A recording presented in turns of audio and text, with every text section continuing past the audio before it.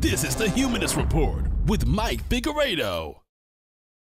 Support this podcast by joining the independent progressive media revolution today at humanistreport.com. Welcome to the Humanist Report podcast. My name is Mike Figueredo, and this is the 93rd episode of the program. Today is May 5th, and before we get started, I want to take a moment to thank all of these kind individuals who decided to sign up to support us either through our Patreon account or through PayPal. So at the end of the program, I will thank each and every single one of these individuals, but before we get to that, we're going to jump into the politics. So first, on today's episode, I will be talking about how House Republicans voted to repeal the Affordable Care Act and how Donald Trump signed a religious liberty executive order. Additionally, Hillary Clinton is still blaming others for her loss in 2016, and she's also taking steps to increase her political influence by forming a super PAC. And speaking of corporate Democrats, I will tell you why Dianne Feinstein is against single-payer healthcare and what Debbie Wasserman Schultz has to say about Obama's cozy relationship with Wall Street. I'll also tackle smug liberal comedians and that phenomenon. I'll talk about how Flint has betrayed its citizens and explain why Republicans are triggered by a recent Jimmy Kimmel segment. And finally, I will speak with Nico House, who will give us the inside scoop on the DNC's fraud lawsuit. So all of these topics will be discussed. We even have a voicemail in this episode, so busy show. Let's go ahead and jump right in. Hopefully you guys enjoy it. In a vote of 217 to 213, House Republicans have officially voted to repeal the Affordable Care Act and replace it with a plan that would make sure that millions of Americans who currently have coverage would lose the coverage that they were able to gain under the Affordable Care Act. Now, this bill also gives a very large tax cut to millionaires and billionaires. And that's not all. What this bill does is guts the Medicaid expansion, and it also makes sure that states now have the discretion to determine whether or not health insurance providers can discriminate against people with pre-existing conditions. So it's a disaster. This is a bill that would literally lead to the deaths of many Americans, but since the Republican Party is fascinated and obsessed with death and destruction and just destroying human lives, they are very giddy that this passed.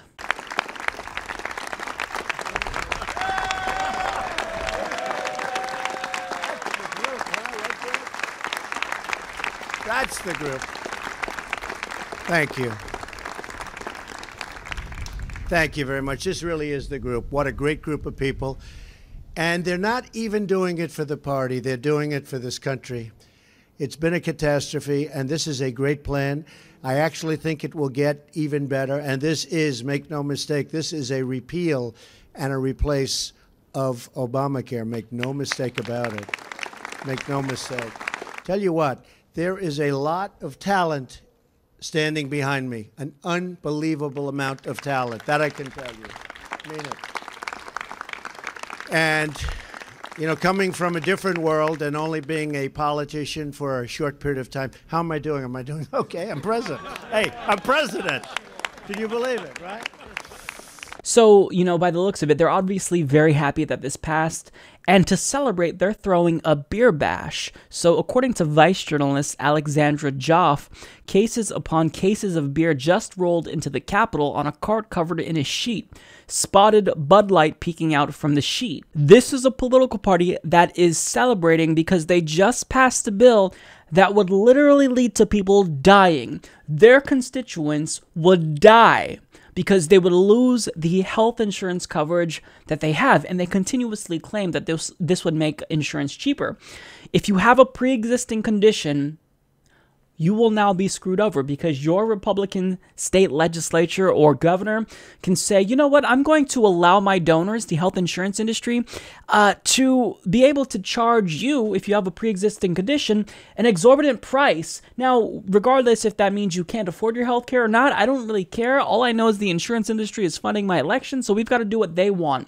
So obviously that's going to make the prices higher, but they are telling you that it's going to lower the cost of health insurance when that's just not true. And most of all, Again, people would lose their health insurance, and if you can't afford insurance and you have a medical emergency, you die or go bankrupt. But they're giddy. They're celebrating. That's how despicable this so-called party really is. Now, the first version of Trump Care initially failed because it didn't screw over the American people enough. So the Freedom Caucus saw it as kind of Obamacare light, so they figured there was really no reason to pass the repeal. However, because of a new amendment that guarantees that more people would lose their insurance, now the Freedom Caucus is on board.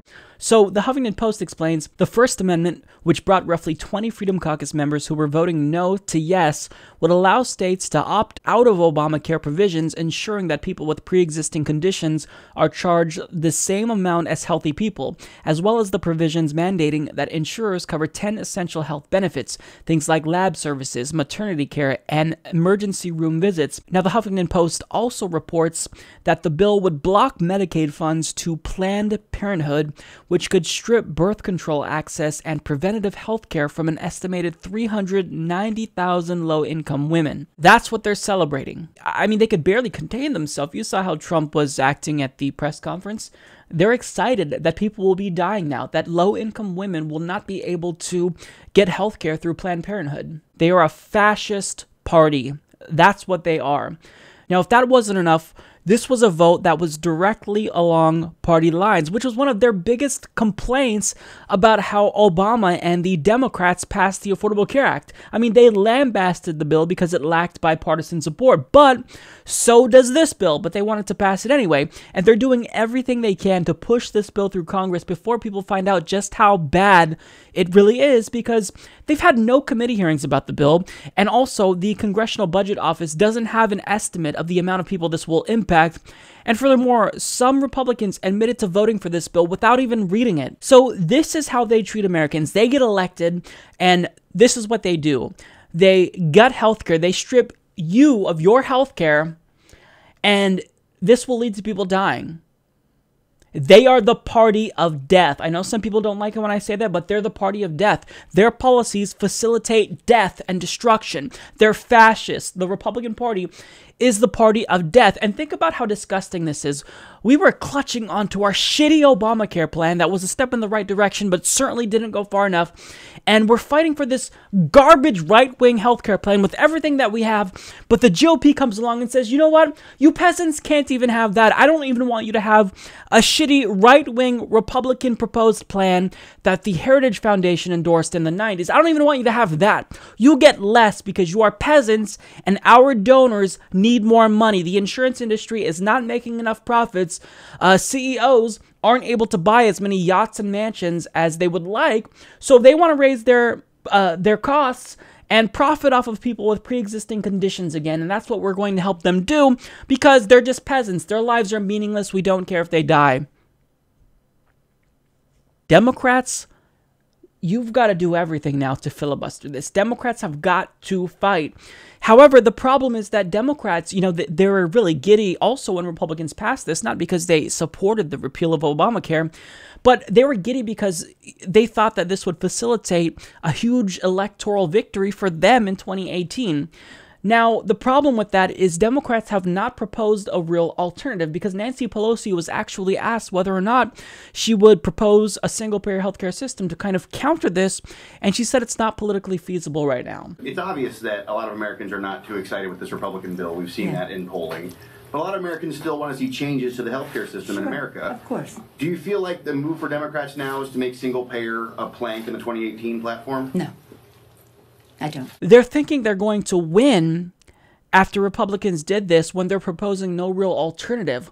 Again, the Affordable Care Act, it didn't go far enough. It certainly expanded coverage to more people, but there are still people that the Affordable Care Act left out. People are still dying. So unless Democrats come up with some type of alternative, they're not going to win. And Republicans will continue to screw us over. So it's so frustrating as I sit here and watch Democrats celebrate when they had their opportunity to pass a Medicare for All system, and they botched it, and they passed a right-wing version of healthcare reform, and now it is being repealed. We can't even have a healthcare reform bill that is right-wing. To the floor of the House.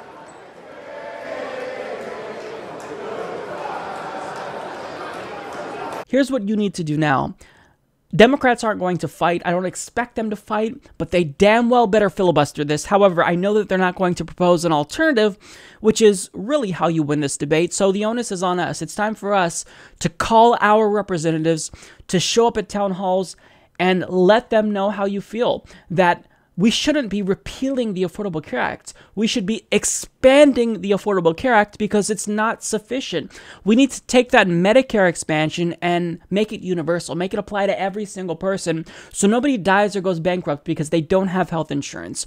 That's what we need to be doing, and that's what we all have to tell our congressmen and women.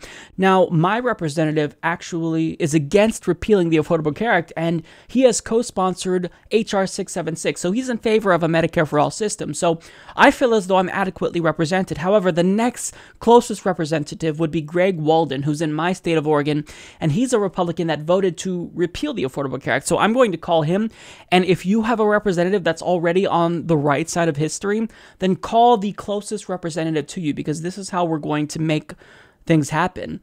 So I will be calling Greg Walden. His number is 541-776-4646. That's his office in Medford, Oregon.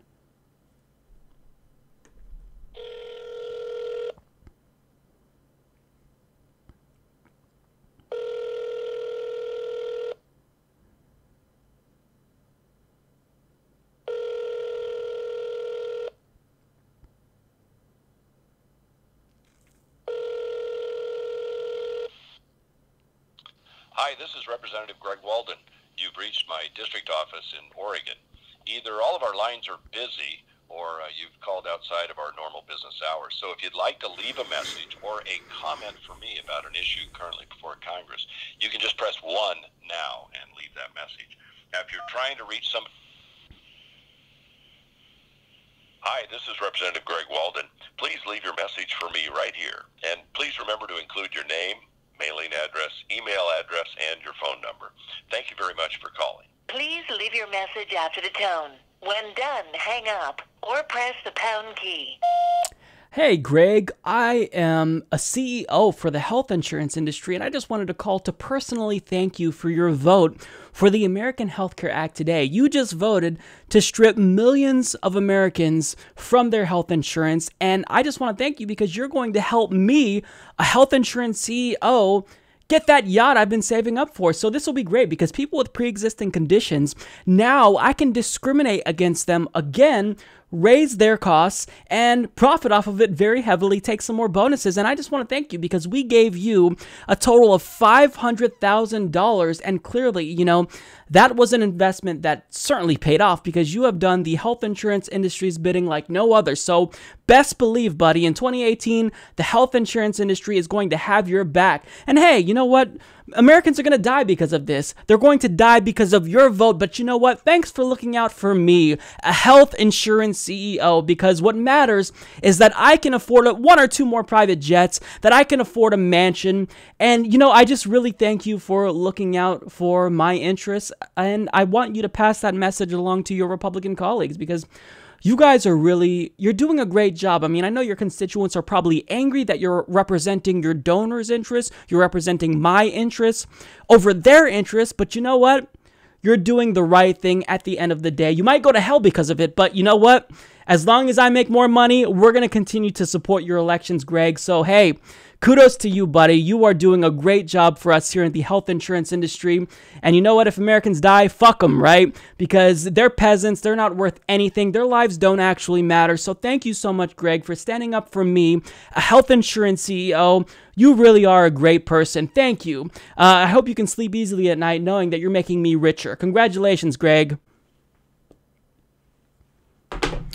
So we don't give them a free pass. We call them. We let them know how we feel. We make sure that we hold Democrats accountable as well because they have to propose an actual alternative if they're ever actually going to take back Congress. So this whole situation, you know, it's a lose-lose for Americans. We are forced to continue getting crumbs while, you know, Congress and their donors get away with murder. Now this is literal murder. They're going to kill people as a result of their greed. And Republicans voted to kill people just to do the bidding of their health insurance donors. This is the country that we live in. It's time to stand up and fight back. Call them, show up to town halls, let them know that we're not just going to fight them on the repeal of the ACA, but we're going to fight for a Medicare for All system, and we will not back down. Until it's Medicare for all, we will not stop fighting. President Trump recently vowed to, quote, totally destroy the Johnson Amendment. Now, the Johnson Amendment sets up a barrier between church and state, and it prohibits religious organizations from contributing to the campaigns of politicians.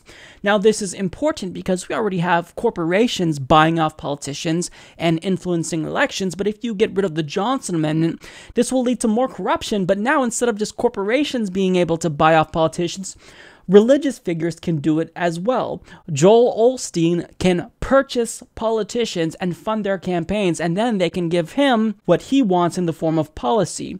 Now, Donald Trump recently signed an executive order that brings his theocratic vision one step closer to reality. So NBC News explains, President Donald Trump on Thursday made good on a promise to allow religious organizations greater freedom in political speech.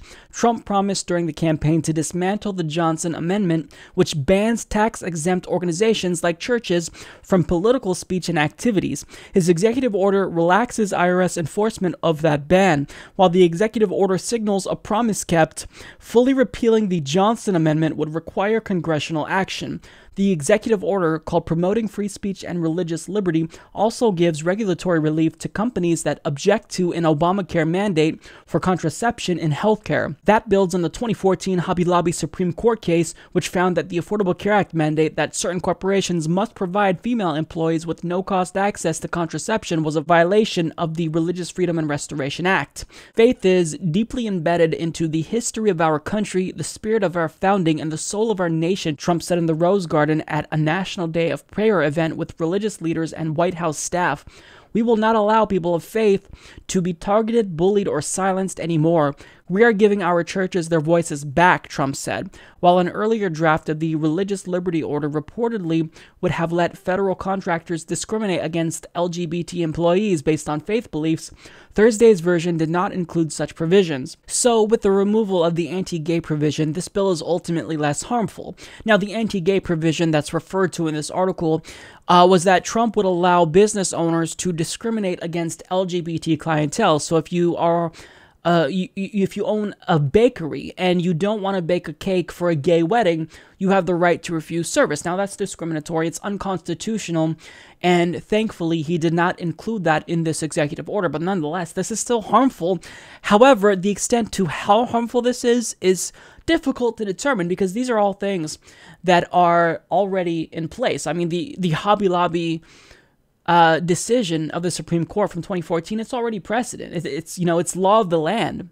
So I don't necessarily know what this would accomplish, but it certainly signals to the religious right that, hey, I'm scratching your back, so in 2020, when I decide to run for re-election, I hope you scratch mine. And this is about corruption because Donald Trump will be running again. He's already raising money for 2020. And if he can get rid of the Johnson Amendment, then what he can then do is solicit donations from religious leaders like Joel Osteen. Now, if we get rid of the Johnson Amendment, this would put us on the path towards theocracy because we already saw the impact that corporate money has on our politicians. I mean, they just do the bidding of their donors. I mean, it's turned our country into an oligarchy. So if we allow religious organizations to start buying off politicians too, we will be a corporate religious theocracy. It's a nightmare scenario. So we absolutely cannot allow Donald Trump to destroy the Johnson Amendment. And Democrats need to actually pull their heads out of their asses and fight. This is not acceptable. This is something that will harm people. This will harm women. I mean, building upon the Hobby Lobby decision specifically harms women. They need to call him out. They need to actually be strong and resist him like they claim they're doing. Another thing that this does, which is problematic, is it feeds into the Christian persecution complex because Christians, they're not being persecuted. They're not the victims of bullying. Christians are a majority in the country. Their vice president is basically a theocrat. So how can he say with a straight face that Christians are bullied? You can certainly make the case that there is persecution and prosecution of Christians in other countries, in Egypt, in Iraq, but you can't say that in the United States. We are majority Christian. So you can't tell me with a straight face that we need to stand up for Christians who are so persecuted when that's not the case. They are a strong religious and political bloc that has power. They often get who they want elected into office. George W. Bush, Mike Pence, Donald Trump. So if you're honestly going to sit here and pretend as though they're the victims of bullying, they're not. We're not a theocracy. We shouldn't be moving in that direction. We should be moving in the direction of secularism because that's what our Constitution and country was founded on, contrary to popular belief. We're not a Christian nation. Being a majority Christian country is not the same as being a Christian nation. Our country was not founded on Christian principles. And even if it were, that doesn't mean we should embrace one religion over the others, because what version of Christianity do we then embrace? Do we embrace the Old Testament? Do we embrace the New Testament? And certainly if Republicans are going to purport to be religious, then why don't they follow Jesus' message? They just voted to repeal the Affordable Care Act and strip people of their health insurance. I'm sure Jesus would be super proud of that. So this isn't about religious liberty. If you are actually a Christian, you should be concerned with this because they're putting forward their fascistic version of Christianity where they don't do what Jesus wants. They're trying to put forward the Old Testament version of God because that's how they treat Americans. They have disdain for us. They're misanthropic and they don't want us to have health care. They want to send us off to die in more unnecessary, never-ending wars. And the party is committed to destroying life on Earth by undoing any progress we made to ameliorate climate change. So the Republican Party, Donald Trump, they are enemies to humanity.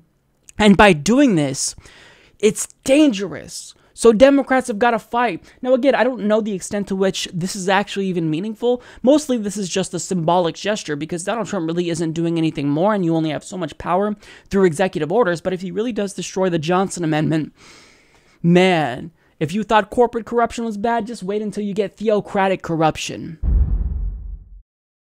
Whether you like it or not, Hillary Clinton is back in the news, and during an interview, of course, the inevitable question came up as to who she blames for her loss to a reality TV show star in 2016, and predictably so, she had nothing substantive to say. She claims to take personal responsibility.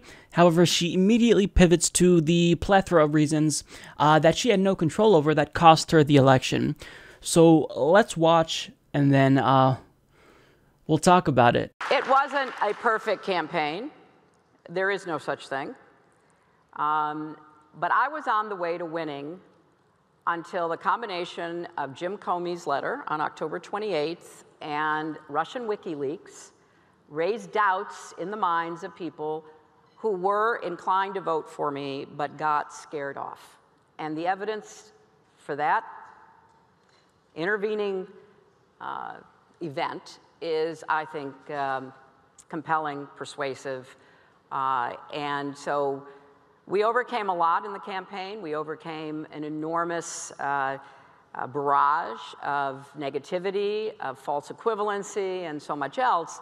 But as Nate Silver, who doesn't work for me, he's an independent analyst, but one considered to be very reliable, has concluded, if the election had been on October 27th, I'd be your president. And it wasn't. It was on October 28th, and there was just a lot of funny business going on around that. And ask yourself this, within an hour or two of the Hollywood Access tape being made public, the Russian theft of John Podesta's emails hit WikiLeaks. What a coincidence. So, you just can't make this stuff up. So, did we make mistakes? Of course we did. Did I make mistakes? Oh my gosh, yes, you'll read my confession and my request for absolution. But the reason why I believe we lost were the intervening events in the last 10 days. And I think you can see I was leading in the early vote. I had a very strong, and not just our polling and data analysis, but a very strong assessment going on across the country. about where I was in terms of, the necessary both votes and electoral votes. So, yeah, she has done zero introspection, and, some people will say, well, finally, this is a good sign because she's taking personal responsibility. Well, she wouldn't have said this if the person who was hosting the event didn't ask her, and she immediately, again, she said, I take personal responsibility, but if it wasn't for James Comey and Russian WikiLeaks, then I would be your president right now. So verbatim, she states, I was on the way to winning until the combination of Comey's letter and Russian WikiLeaks raised doubts in the minds of people who were inclined to vote for me but got scared off. Now, as evidence that WikiLeaks was in fact trying to harm her campaign and help Donald Trump's, she states, within an hour or two of the Hollywood Access tape being made public, the Russian theft of John Podesta's emails hit WikiLeaks. Okay, first of all, what she's saying here is not persuasive because WikiLeaks maintains that it wasn't Russia who gave them the information, and seeing that the government has not released or declassified the information, that proves beyond a shadow of a doubt that Russia did in fact hack those emails and give it to WikiLeaks. Well, you can't say that for certain is what happened. And second of all, she claims that WikiLeaks timed the release of John Podesta's emails so that way they can kind of do damage control for Trump. That was the implication. However, what she's talking about is what Julian Assange referred to as the October surprise, which he hyped up for months. He was talking about it since July. So if it is the case that he released it within hours of the Hollywood Access tape, well, he also released it on a daily basis.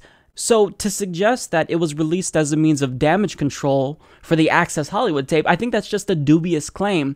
Now, second of all, she says that the so-called Russian WikiLeaks helped tank her campaign. However, notice that this is a tacit confession here, what she's doing. By saying that WikiLeaks harmed her, it wouldn't have harmed her if she wasn't guilty in the first place. Now, what did those emails expose? They exposed how Hillary Clinton and Debbie Wasserman Schultz colluded to literally sabotage Bernie Sanders' campaign. It wasn't just that the DNC was partial towards Hillary Clinton and biased in favor of Hillary Clinton. There was a concerted effort to destroy Bernie Sanders' campaign. That's what was revealed. So by saying that WikiLeaks hurt your campaign, why did they hurt you? Why could they have possibly hurt you, Hillary? It's because they exposed how you were guilty and corrupt and were rigging the primaries against Bernie Sanders. If Bernie Sanders had his emails hacked by Russia and released through WikiLeaks, do you think that would have hurt his campaign? No, because Bernie Sanders isn't guilty of rigging the primaries. He's not guilty of anything. So anything that WikiLeaks could have released on Bernie Sanders wouldn't have hurt him. If you weren't guilty in the first place, then maybe those emails wouldn't have hurt you. Now, when it comes to Comey's letter, maybe it's the case that Comey wanted to flip the election. We don't know his intentions. He's a Republican. Maybe that's why Democrats should stop getting cozy with Republicans and stop appointing Republicans to government positions. However, her campaign consistently downplayed the significance of the FBI investigation. I mean, from the get-go, she was talking about how this was just a security inquiry. She wasn't actually being investigated by the FBI, even though Comey later came out and said, I don't know what a security inquiry is. We're investigating her. It's in our name. We are the Federal Bureau of Investigation. We're investigating Hillary Clinton. So, in other words, she lied to cover her own ass. However, I think that TYT's Michael Tracy does a fantastic job explaining how the Democratic Party is completely hypocritical in taking basically two different positions when it comes to the FBI investigation. I have a hard time believing that we're going to be done debating this anytime soon, because so much is still in flux and there's still such a stalwart unwillingness to actually grapple with the reality of what happened, which is that there was a concerted propaganda campaign launched by Clinton's campaign surrogates and Democrats to deny that the email server investigation was of any significance, and to say that even people on the left who raised concerns about it during the primary process, they were in league with this right-wing hate campaign against Hillary, and they had no right to be bringing this up, and it was just a cheap talking point that they were purveying. No, actually, it turned out to be such a, not a nothing burger, but such a something burger that according to them now, in their estimation, it cost her the election. So if people don't come to grips with the propaganda and the active deceit that was used here to cover up, which was a hugely consequential investigation, then I don't see how we really move forward. So in other words, during the election, Hillary Clinton downplayed the extent to which James Comey or the FBI could influence the election, but now that the election is over, she's saying, oh, James Comey, he in fact did influence the election. Well, maybe, Hillary, you should have been upfront with voters in the first place and told the truth about the fact that you were being investigated by the FBI. And furthermore, if you didn't set up a private email server in the first place, none of this would be happening. So, I mean, when it comes to the FBI and WikiLeaks, Hillary Clinton can try to blame Julian Assange and James Comey all that she wants, but that doesn't erase the fact that if Hillary Clinton wasn't corrupt in the first place, these external aspects couldn't have flipped the election, because if she never had a private email server to try to get away with being corrupt while she was Secretary of State, if she never tried to collude with the DNC to rig the primary against Bernie Sanders, WikiLeaks and James Comey could do nothing to influence the election. So Hillary Clinton has got to look in the mirror and be introspective and realize that what she did was run a terrible campaign, one of the worst campaigns in American history. Her campaign was bereft of policy. She made rookie mistakes that a seasoned politician should never make. She also divided the base, which you never do. And then she chose the worst possible vice presidential running mate instead of Elizabeth Warren, instead of Bernie Sanders. And she also didn't campaign in Wisconsin. She took the Rust Belt for granted. And you don't lose to someone like Donald Trump unless you're completely incompetent. So it's time that she actually wakes up and realize that it wasn't James Comey that forced her to set up a private email server. It wasn't WikiLeaks or Julian Assange that influenced Hillary Clinton to rig the primary against Bernie Sanders. These are all things that Hillary Clinton did to herself. And again, if you're not guilty in the first place, WikiLeaks and the FBI would have no dirt on you. James Comey and WikiLeaks, they couldn't have possibly influenced the election in favor of Donald Trump if Bernie Sanders were the nominee. Every time I'm forced to come out and talk about Hillary Clinton in 2017, my soul dies just a little bit more, you know? It's really disgusting. I don't want to talk about Hillary Clinton anymore. However, I think it's incredibly important that anytime she says something ridiculous, we have to come out and rebuke her statements, because Hillary Clinton, by saying that she did nothing wrong, she's going to influence other politicians, other Democrats, to double down on a losing strategy. And whenever she comes out and speaks and says that she, wasn't responsible for losing, she takes no responsibility, well, this divides the base. Hillary Clinton is a divisive figure. She's one of the most unpopular politicians in the country, and every single time she comes out and says things like this, well, the whole fight between progressives and Hillary Clinton supporters, it's just reignited. And there was a perfect example of this during a segment on The View. Every time I see her do an interview, I'm waiting for a moment where she just doesn't blame anyone but herself and acknowledges why they lost. Why? The reason why she lost was that her foreign policy at the State Department was a disaster. Her intervention in Libya led to terrorist havens and the infiltration of ISIS. She lost because she picked a bad vice presidential candidate. She didn't do proper groundwork in states like Wisconsin, in states like Michigan, in states like Pennsylvania. She lied to people. She made the decision. Don't bring up the lie. Please don't bring up lying. About having the server? Don't bring up lying about people. Okay, well, she did. Yeah, let's not put lies in, because if we're going to compare. But I'm not here to. I'm not here to compare one. I can hear you on other stuff, but the lying I just can't handle. Go ahead, babe. I was just I was going to let you finish if you had, but I tend to agree. I was a little shocked when I saw her say that at first, because I think there was a moment after the election when so many of us stopped after looking at those polls and the buildup, and we were like, what did we miss? In some ways, I think she might still be missing some of it. I think if she had said these both were a part of the problem, but that they missed. She did. She did, but after Christiane actually egged her, she said, do you take any responsibility for this? Yeah. And I found that the fact that out of the gates her answer was the Russian thing and Comey, because I think there were messaging problems. She wasn't on the ground. A lot of the people that spoke up. She won 3 million more votes than Donald Trump did, so her message was out there. People wanted to vote for her, and the bottom line is the FBI was investigating investigating Trump's Russia ties, and they since July, and they only mentioned that this March. Yet they mentioned it in October. Sonny, I voted for her. I'm a Hillary Clinton supporter. Yeah. But what I'm saying is I was disappointed by the interview, because to me at this moment what she needed to say was, we missed the mark in a lot of ways. There were things we didn't hear, and it shows me in this interview she might still be missing. I don't know that she missed the mark. But I don't know that she missed the mark. She also lost the election because the election isn't run by the popular vote. It's run by the Electoral College, and she's a seasoned politician. And she should know that those states that she skipped out on, those states that she didn't go to, that cost her the election. Oh, really? She sounds like she did it, because that's what cost her the election. There were people in the center of the country that felt ignored. Was FBI Director Comey. What cost her the election, in my humble opinion, is Russia's hacking. And what cost her the election is, if you look at the stats, people, I agree with Van Jones, since this was a white lash. There's this and that, and the hosts that dared to be reasonable were shut down.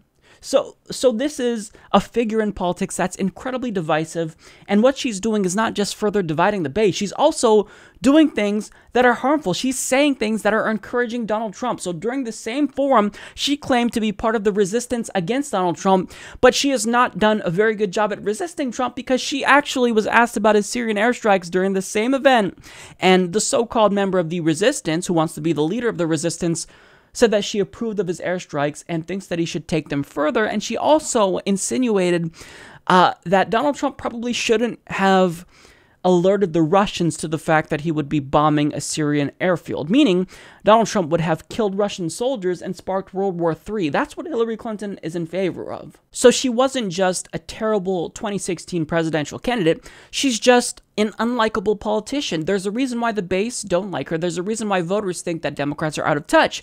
It's because when people look at the Democratic Party, they think that Hillary Clinton is emblematic of the Democratic Party. And there's so many problems with Hillary Clinton that she's bringing down the rest of the Democratic Party. Now, people that looked to Hillary Clinton as an example of the Democratic Party are correct. Everything that's wrong with Hillary Clinton is also wrong with the Democratic Party. So as long as she's going to be out there, she's going to divide the left. She's also going to bring down the rest of the Democratic Party. Hillary, you're not going to be the leader of the resistance. You're a divisive figure. You're unlikable. We don't like you. We want you to go away and get out of politics. You have millions upon millions of dollars. You can do so many things that doesn't involve you being directly involved with American politics. I mean, you can take a cue from Jimmy Carter. You can make a difference in third world countries, in the developing world, but you don't want to do that. You are so narcissistic that you are refusing to get out of the public sphere, even though you're one of the most unpopular politicians in the country. Hillary, you're hurting all of us. Your continued presence is hurting all of us, and you're emboldening Donald Trump. You have to stop. Hillary Clinton recently declared that she is part of the resistance. Now, I find this absolutely hilarious, because for someone who's part of the so-called resistance to oppose Donald Trump, she's actually cheerleading Donald Trump on, because recently in the same event where she declared herself as part of the resistance, she actually applauded Donald Trump's militarism in Syria, and in fact, she even encouraged Donald Trump to bomb them more. So as someone who's part of the resistance, she's not doing a very good job at resisting Donald Trump, and the bigger problem here is that she's not just claiming to be part of the resistance, but she's indicating that she wants to step up and be a leader in the resistance effort. Now, this is problematic because Hillary Clinton embodies the crony capitalistic, corporate-connected, warmongering, corrupt politician that has got to be resisted. So to say that she's part of the resistance is like saying that Benjamin Netanyahu is part of the Palestinian resistance effort who's fighting to stop Israel's illegal occupation. So you're not part of the resistance, Hillary. You're part of the problem. However, what she's doing is she's taking bold steps to drastically increase her influence in American politics.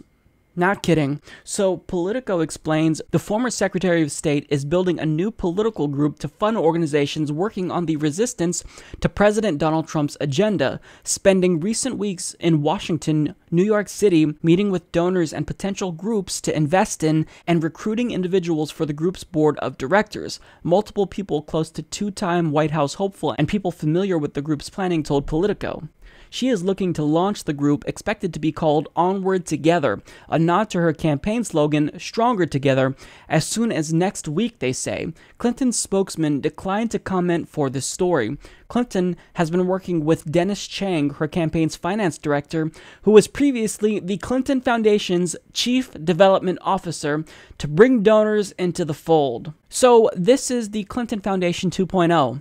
It's a super PAC.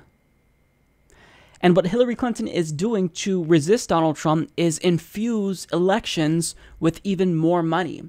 Now, this makes no sense because Hillary Clinton outraised Donald Trump by a 2-to-1 margin. So to double down on a losing strategy is not the correct method if you actually want the Democrats to have a shot at taking back either the House or the Senate in 2018. And furthermore, any candidate who accepts donations from this super PAC will be tainted because we know who backs Hillary Clinton. It's the big dogs. It's George Soros. Anyone who is running for Congress in 2018, she's giving them money and she's making them beholden to large mega donors contributing to them through her super PAC, and she is corrupting government even further. Hillary, you've got to stop.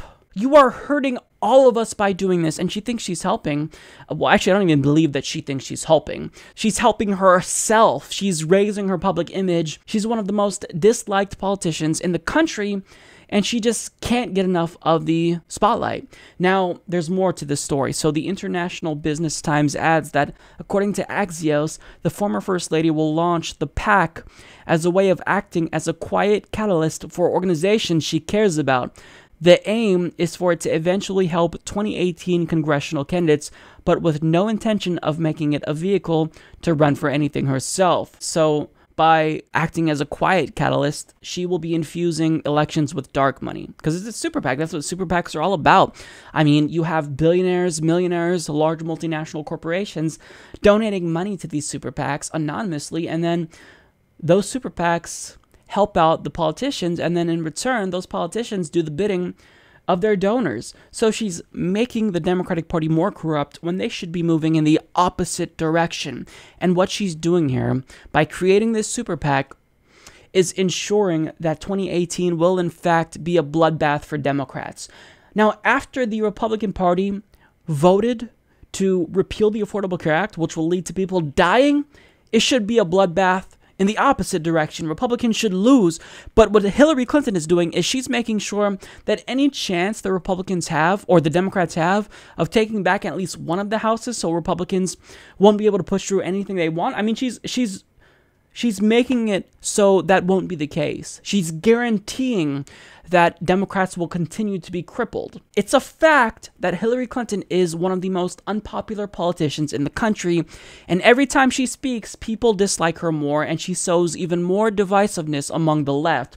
So if Democrats, if Tom Perez actually want to win, they need to tell Hillary Clinton to take a hike, because she's not helping the Democratic Party. She's harming the Democratic Party. So, I mean, Hillary Clinton is just being selfish.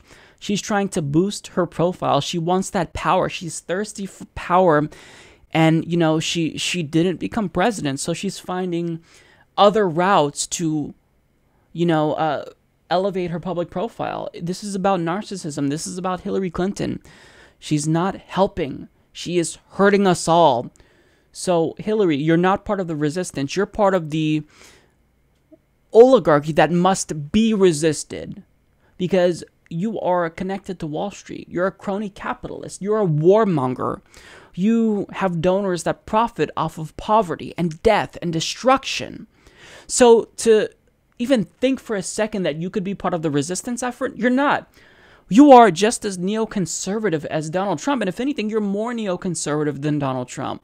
If you truly have altruistic intentions and want to make life better, if you want to use your power and influence to better the lives of the world's most disadvantaged, actually fund projects for startup companies that are trying to propose solutions for climate change, fund charitable efforts in third world countries, don't do this. Don't do this. A super PAC is everything that we hate about politics, and it's one of the main reasons why people were burning your bust and couldn't support you. So Hillary has got to stop. This is unacceptable. Senator Dianne Feinstein was recently asked at a town hall event whether or not she supports a Medicare for All healthcare system. Now, using talking points right out of the Republican Party's playbook, this was her pathetic response. What Bernie is proposing, it is a takeover of all medicine in the United States, and I don't favor that. Now, of course, we already know that her reluctance to support a healthcare plan that would literally save lives is dependent on the fact that she's taken hundreds of thousands of dollars from the health insurance industry. So we already know that she is cozy with her donor, she's doing their bidding, and she refuses to represent you because she's looking out for her own electoral prospects. And since the health insurance industry funds her elections, she doesn't care about what you have to say. She cares about what they have to say because she's in it for the money. So we know she's corrupt. We know she's cozy with them. But we didn't actually know just how cozy Dianne Feinstein was with her health insurance industry donors. So Common Dreams explains, bucking growing momentum in support of a national single-payer system, as well as a trailblazing effort within her home state, Feinstein told San Francisco voters during a town hall earlier this month, if single-payer healthcare is going to mean the complete takeover by the government of all healthcare, I am not there. At a second town hall a few days later, when asked if she would sponsor Senator Bernie Sanders' pending Medicare for All bill, she dismissed the effort as a takeover of all medicine in the United States. On Tuesday, the money and politics watchdog MapLight revealed that less than a week after those raucous meetings, Feinstein attended a fundraising event at the Washington, D.C. office of Avenue Solutions, a lobbying firm that represents major health insurers, pharmaceutical companies, and the primary trade association for doctors. According to reporter Andrew Perez, Feinstein supporters at the event were expected to kick in $1,000 to $5,000 for her re-election bid, meaning that Feinstein, who is running her fifth full Senate term, pocketed thousands from industry groups historically and vocally opposed to a government-run universal healthcare system, at the same time that a popular push for such a program has never been stronger. So really, this is one of the most cut-and-dry examples of corruption that you could find. She refuses to support something. She's using industry, right-wing talking points to justify her lack of support for a system that would save lives and stop medical bankruptcies once and for all. But she doesn't want to do anything to help us because there's money to be made, not just for her donors, which is why they're funding her, but she wants to get reelected. She did this fundraiser with the health insurance industry because they're going to look out for her and help her get elected. They're going to fund her campaign. And look, we all know that you can't really win elections without money. So what she's doing here is disgusting. Dianne Feinstein needs to retire because she's not representing us. If you're a United States Senator, it's incumbent on you to represent the interests of the American people, but she's not looking out for the American people. She's looking out for herself, and by proxy of being selfish and looking out for her career, she is doing the bidding of the health insurance industry, which profits when people get charged exorbitant prices for healthcare. That's what Dianne Feinstein is in favor of. She is taking a position that's literally pro-death because she's selfish. So this cannot stand. She thinks she's honestly going to get reelected when she's just brazenly representing her donors. This is a textbook example of corruption, and we cannot let it stand. So we need to call Dianne Feinstein and tell her this is not acceptable. Either she changes her position or she has to retire. So her number is 202-224-3841.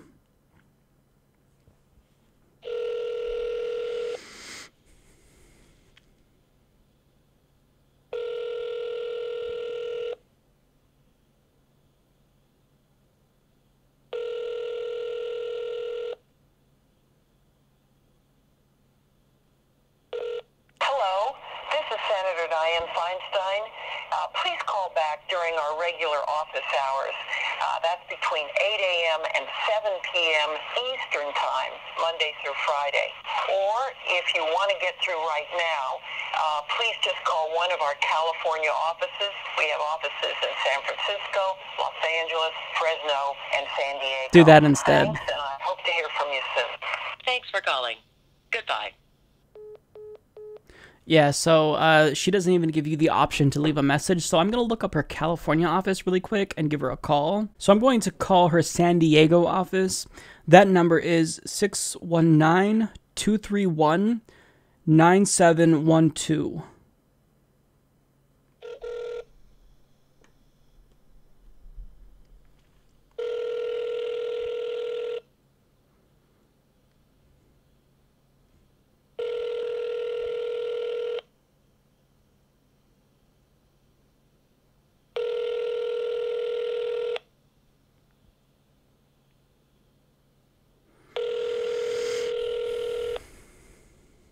Thank you for calling the office of U.S. Senator Dianne Feinstein. Our office hours are 9 a.m. to 5 p.m. Monday through Friday. If you've reached this message during business hours, all of our lines are busy. Please leave a brief message including your 5-digit zip code. If you would like a call back, please leave your phone number and we will return your call the next business day. Thank you for calling and we look forward to working with you. Hello, this message is for Senator Dianne Feinstein, and I just want to let her know that if she continues to refuse to support a Medicare for All system, she will be primaried and she will lose her job. I repeat, Dianne Feinstein will be kicked out of office. She will not receive a fifth term because she has proven the capacity to be completely corrupted. She refuses to support Medicare for All, and just last week we know why that's the case. It's because she attended a fundraiser with health insurance industry donors. She's taken hundreds of thousands of dollars from the health industry over the course of her career, so she is literally refusing to support something that would save lives and stop medical bankruptcies once and for all because she's corrupt. So either she gets on board with the momentum in the country and supports Medicare for All, or she's going to be on unemployment this time in a couple of years if she doesn't stop doing what she's doing, being corrupt, doing their bidding. And really, I just want to take a moment here to shame Dianne Feinstein for prioritizing the profits of her donors and her own political career above the healthcare of citizens. How do you sleep at night if you do something like that? There are people dying. There are poor families that have gone bankrupt and cannot afford health insurance when they had medical emergencies because of people like Dianne Feinstein who refused to support a system that would save their lives. So shame on Dianne. I don't know how she sleeps at night. You're just a bad person, Dianne. So I would like someone to forward that message.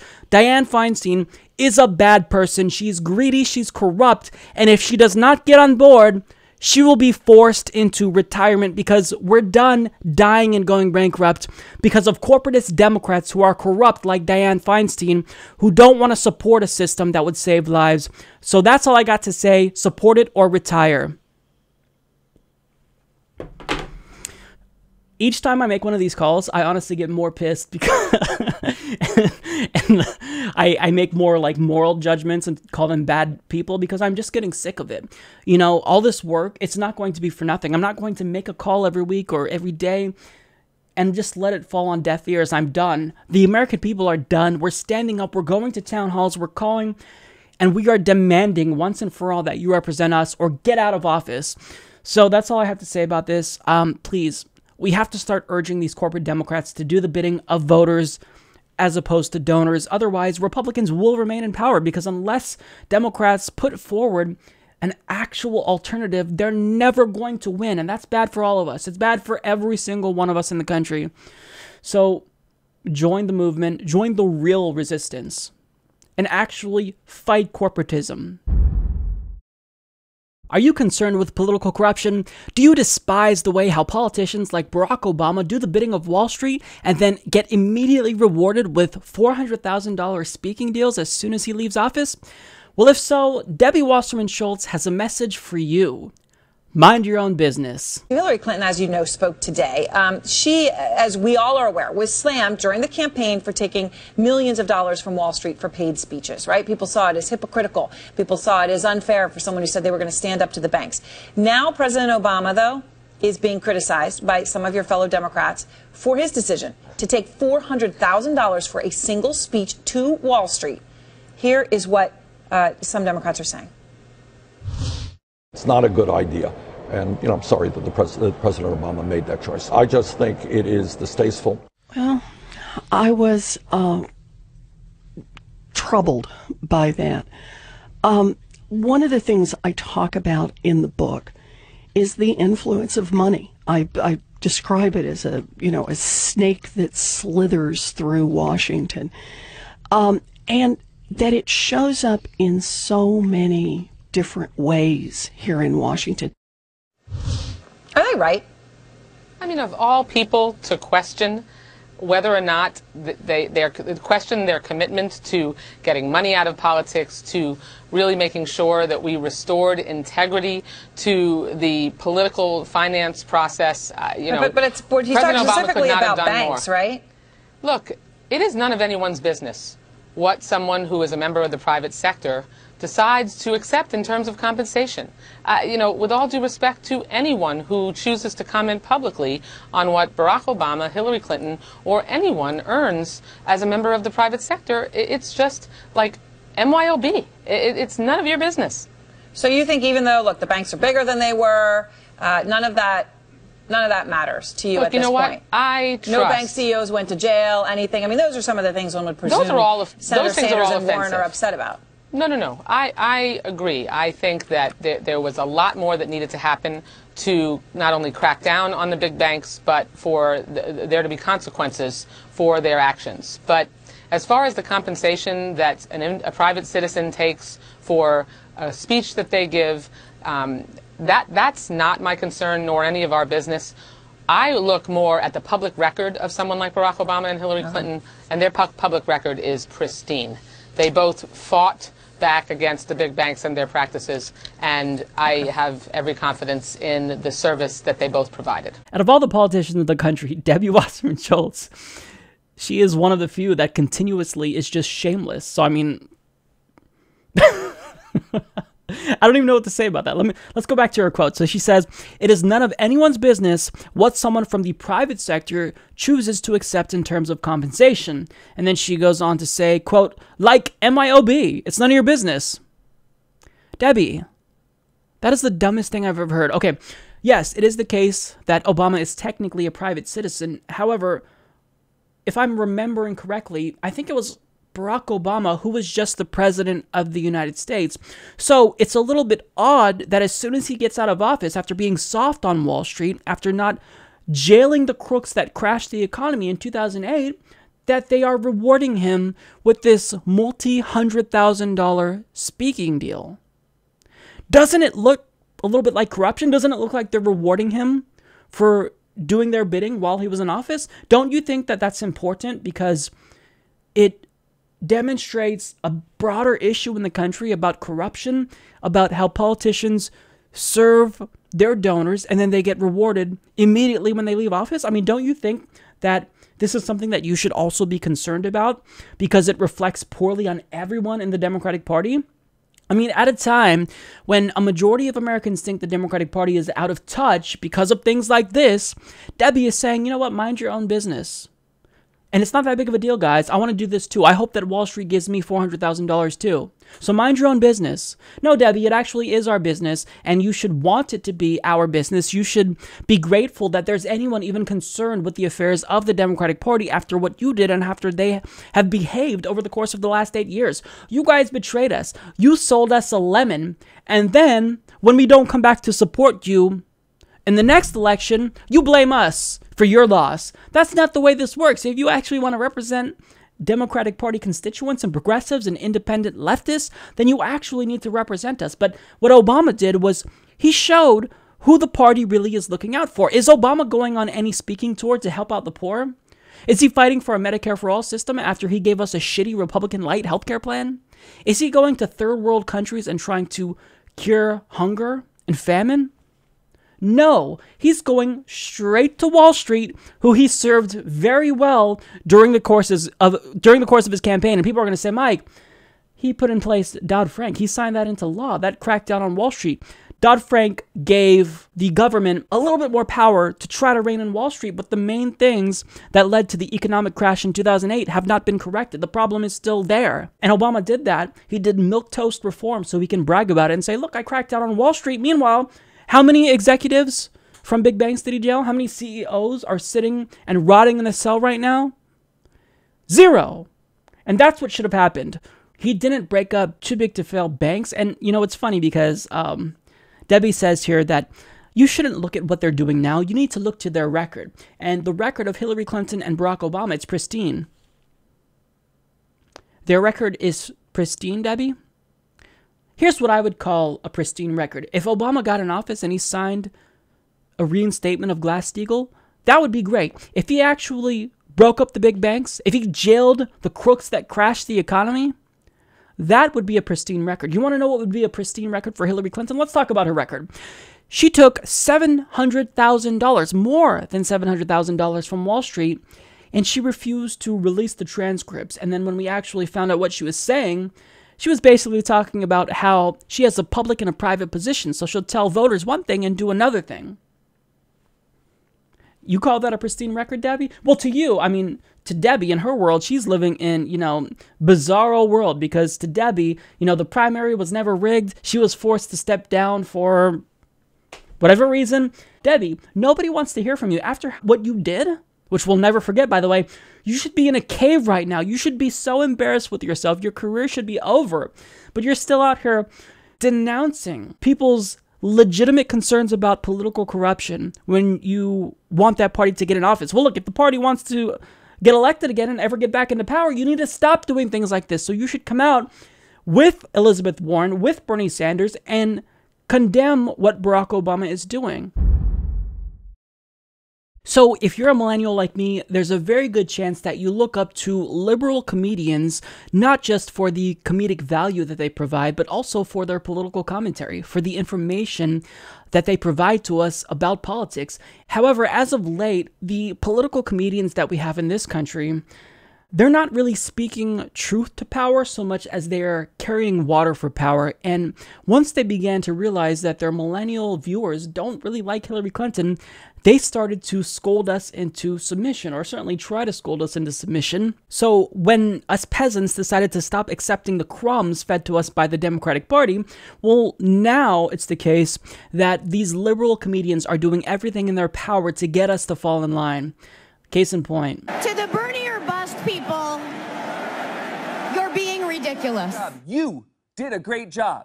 Your passion changed the Democratic. You have to be quiet now.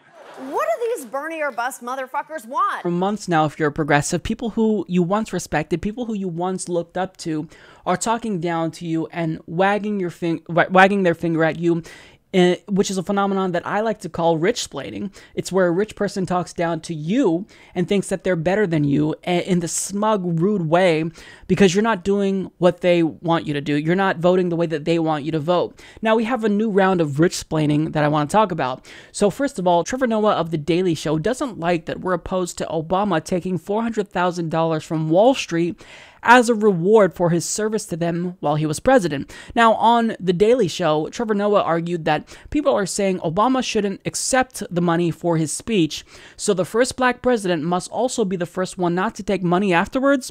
Fuck that and fuck you, says Trevor Noah. Because if you're against corruption, Trevor Noah thinks you're a racist. That's literally the implication. No, Trevor, it has nothing to do with President Obama's race. It has everything to do with corruption. We elected Obama. We voted for Obama because we thought he would represent us. He claimed that he would do business unlike any other president in history. And look what he did. He betrayed us. He was super cozy with Wall Street.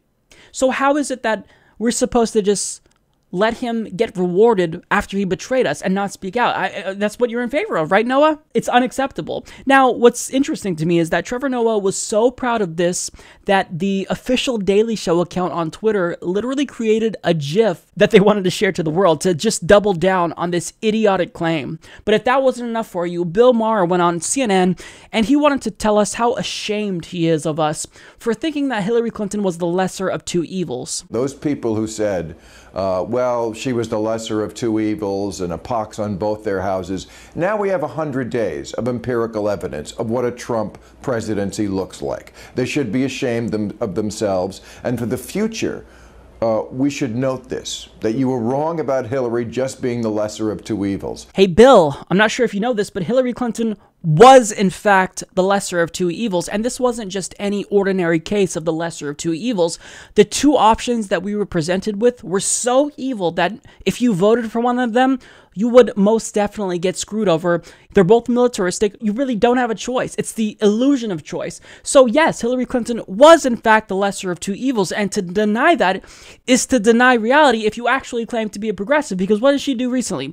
She applauded Donald Trump for his strikes in Syria, and she said Donald Trump probably shouldn't have warned the Russians that they would be bombing a Syrian airfield. So in other words, she was okay with Trump killing Russian soldiers, which would spark a new world war.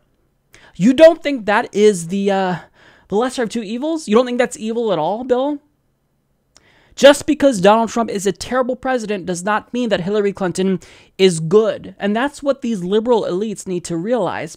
Yes, it is the case that I do believe that Hillary Clinton is the lesser of two evils when you compare her to Donald Trump. But the problem is that that evil is still so evil that it's not just about the lesser of two evils. I still can't support that much evil. Now, the thing about Bill Maher is that he said some things during this interview that I agreed with. He said that he wants Bernie Sanders to run for president in 2020. He said that the Democratic Party needs to wake up and that Hillary Clinton wasn't a perfect candidate. But here's the thing, Bill. You never spoke about Bernie Sanders. You rarely had him on your show, and currently you keep having corporate Democrats on your show. You recently had Neera Tanden on your show. So if you actually want to be progressive, then why don't you have some progressives on your show? And I'm talking about true progressives, not these milquetoast progressives from the Democratic Party establishment that are in favor of identity politics, but disregard economic issues that we all care about and are talking about. Why don't you do that, Bill, but you don't care? Now, there's another one, probably the worst offender here, because Bill is probably the least problematic of all of the liberal comedians who are smugging and talk down to us. But Samantha Bee, by far, is the worst, because she actually dedicated an entire segment of her show during the primaries to Bernie or bust people, because we were angry that the primaries were rigged. And she was basically wagging her finger at us, making fun of us, implying that we were sexist because we were angry that Hillary Clinton cheated her way to the Democratic Party nomination. Now, she was asked whether or not smug liberals are the problem. Does he have a point about smug liberals? I'm not talking about you, but is there a smug liberal problem? You know, that is something that I can't really, I just can't take responsibility for the way the election turned out. I just absolutely I can't. Is there a smug liberal problem? You told her not to go to Wisconsin. I guess, you know, I don't think there is. Like, I do the show for me and for people like me, and I don't really care how the rest of the world sees it, quite frankly. That's great. We make a show for ourselves, we put it out in the world, we birth it, and then the world receives it however they want to receive it. Fair enough. What can I do? Here's what you can do, Samantha. You can actually get out of your bubble and talk to grassroots activists, because what these so-called liberal comedians don't realize is that being liberal is about more than just paying lip service to identity politics, which they claim to care about minorities, but I don't see her talking about anything important like criminal justice reform or immigration reform. But I mean, they pay lip service to social justice issues while completely ignoring our legitimate economic grievances that we have with the Democratic Party. But if you actually want to be liberal, you actually need to put your money where your mouth is. Actually go talk with grassroots activists. Stop doing propaganda for the Democratic Party. That isn't liberal. Don't just stand up for social justice, but also stand up for economic justice and justice in the form of Medicare for all. But you just continue to talk down to us and wag your fingers at us, condescendingly so, and you're proving our point. We say that elites in this country look down upon us, they think we're peasants and our lives don't matter, and by you continuously wagging your finger at us and being smug and condescending toward us, you're proving our point. That's how elites think of us, even liberal elites, the ones who are supposed to be better than the Koch brothers. You are just as smug and arrogant as them. You may not buy politicians, but you're not doing anything to help us by carrying water for a corrupt corporatist party like the Democratic Party and not actually holding them accountable without actually talking about policies that would save lives, Medicare for all. How do you call yourself a liberal? And you think that you're on the right side of history, Samantha. You're not on the right side of history. You are stifling progress that grassroots activists are fighting for every single day while you sit in your mansion and look down on us. Here's the thing. This is my message to all of these liberal comedians. You're not better than anyone because you're rich. Your shit still stinks. You are no better than anyone in the country, even though you think you are, even though you're smug enough to believe that your farts smell great. People are people. Having money does not make you superior to us in any way, shape, or form. And if you actually want to be liberal, Be liberal. Actually talk to people from the grassroots. Do that. Or shut the fuck up, because you're not helping us. You are not helping us at all by carrying water for a corrupt party that desperately needs to reform right now. You're saying, no, they don't have to reform. You should have shut up and, take the crumbs that Hillary Clinton wanted to feed to you. Well, no, the peasants are revolting and we're not going to accept crumbs anymore. And you can either help us with that cause, or you can no longer pretend to be liberal. The jig is up. We know what you're all about. You're rich. You think you're better than us, but you're not better than us. Even though it's the case that the water of Flint, Michigan has been contaminated with lead for multiple years, the residents of Flint, Michigan were still billed for the poison water that they couldn't drink. Now, rather than reimbursing every single resident that paid for their poison water that they couldn't use, the city of Flint is doing the opposite, and they are now threatening to penalize the citizens of Flint, Michigan, and threatening to take away their homes if they don't pay their poison water bills. Not even kidding. NBC 25 News explains thousands of people in Flint are at risk of losing their homes to foreclosure if they don't pay up on their water bills. After recently putting out shutoff notices, the city is now back to threatening tax liens on people's homes. I got scared for probably the first time since all this started. This actually scared me, said Melissa Mays, who is a mother and water activist who lives in Flint. Mays received the notice in the mail Friday, stating that she must pay nearly $900 by May 19th to avoid a lien being placed on her property. The Mays family is not alone. More than 8,000 people are on the same notice. What gets them on this list is not paying a water bill for 6 months or more. After May 19th, for those who do not pay, a lengthy process begins which could end in foreclosure. Now again, the residents of Flint, Michigan, they still don't have clean water. They recently received funding for the EPA to begin replacing the pipes that have lead in them. So most residents don't have clean drinking water, and you're threatening the residents who didn't pay their water bill. It's only reasonable to not pay your water bill if you can't use the water. Why would you pay for something that you can't use? I mean, they couldn't drink the water, but the city maintained that they could still bathe with the water. However, there are residents that talked about how the water was so potent that they actually had to open windows because it burned their eyes. Like, this was bad.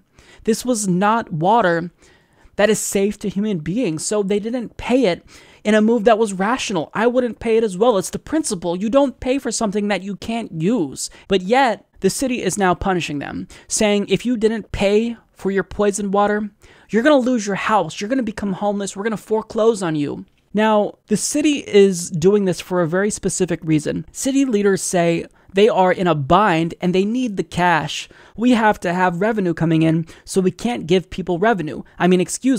Give people water at the tap and not get revenue coming in to pay those bills, said Al Mooney, City of Flint Treasury Department. Mooney hopes the 8,000 tax lien notices that went out will prompt even more people to pay their water bills.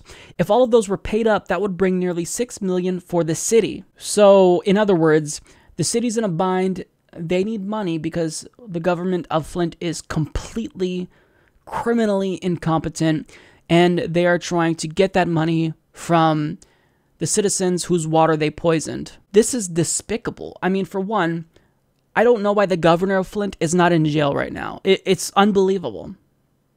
This is a clear case of criminal negligence.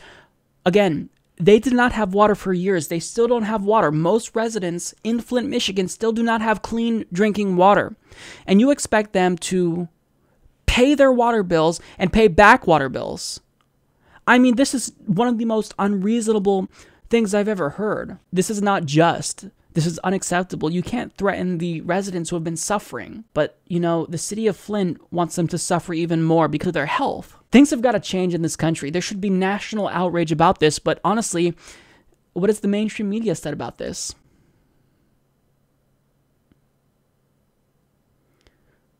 We need a political revolution where we change the way that we do politics in this country, where citizens are in control.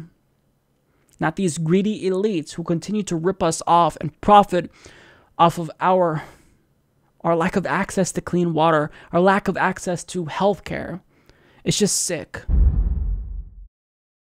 So by now, I'm sure that most people know about the viral segment on the Jimmy Kimmel Show where he talks about the traumatizing experience that him and his family went through where they had a newborn child that was born with a heart condition.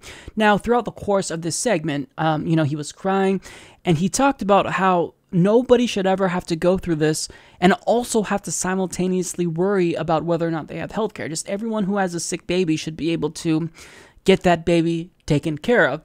So, I mean, he made some political statements. He talked about the need to protect Obamacare, or he certainly implied it. And, it's not like he made this ringing endorsement of Medicare for all, but his heart was in the right place. I wish that he would have talked about Medicare for all, but he didn't. But nonetheless, I think that the point that he made was largely agreeable. He said it doesn't matter if you are Republican or Democrat. We all care about, protecting families and sick babies, right?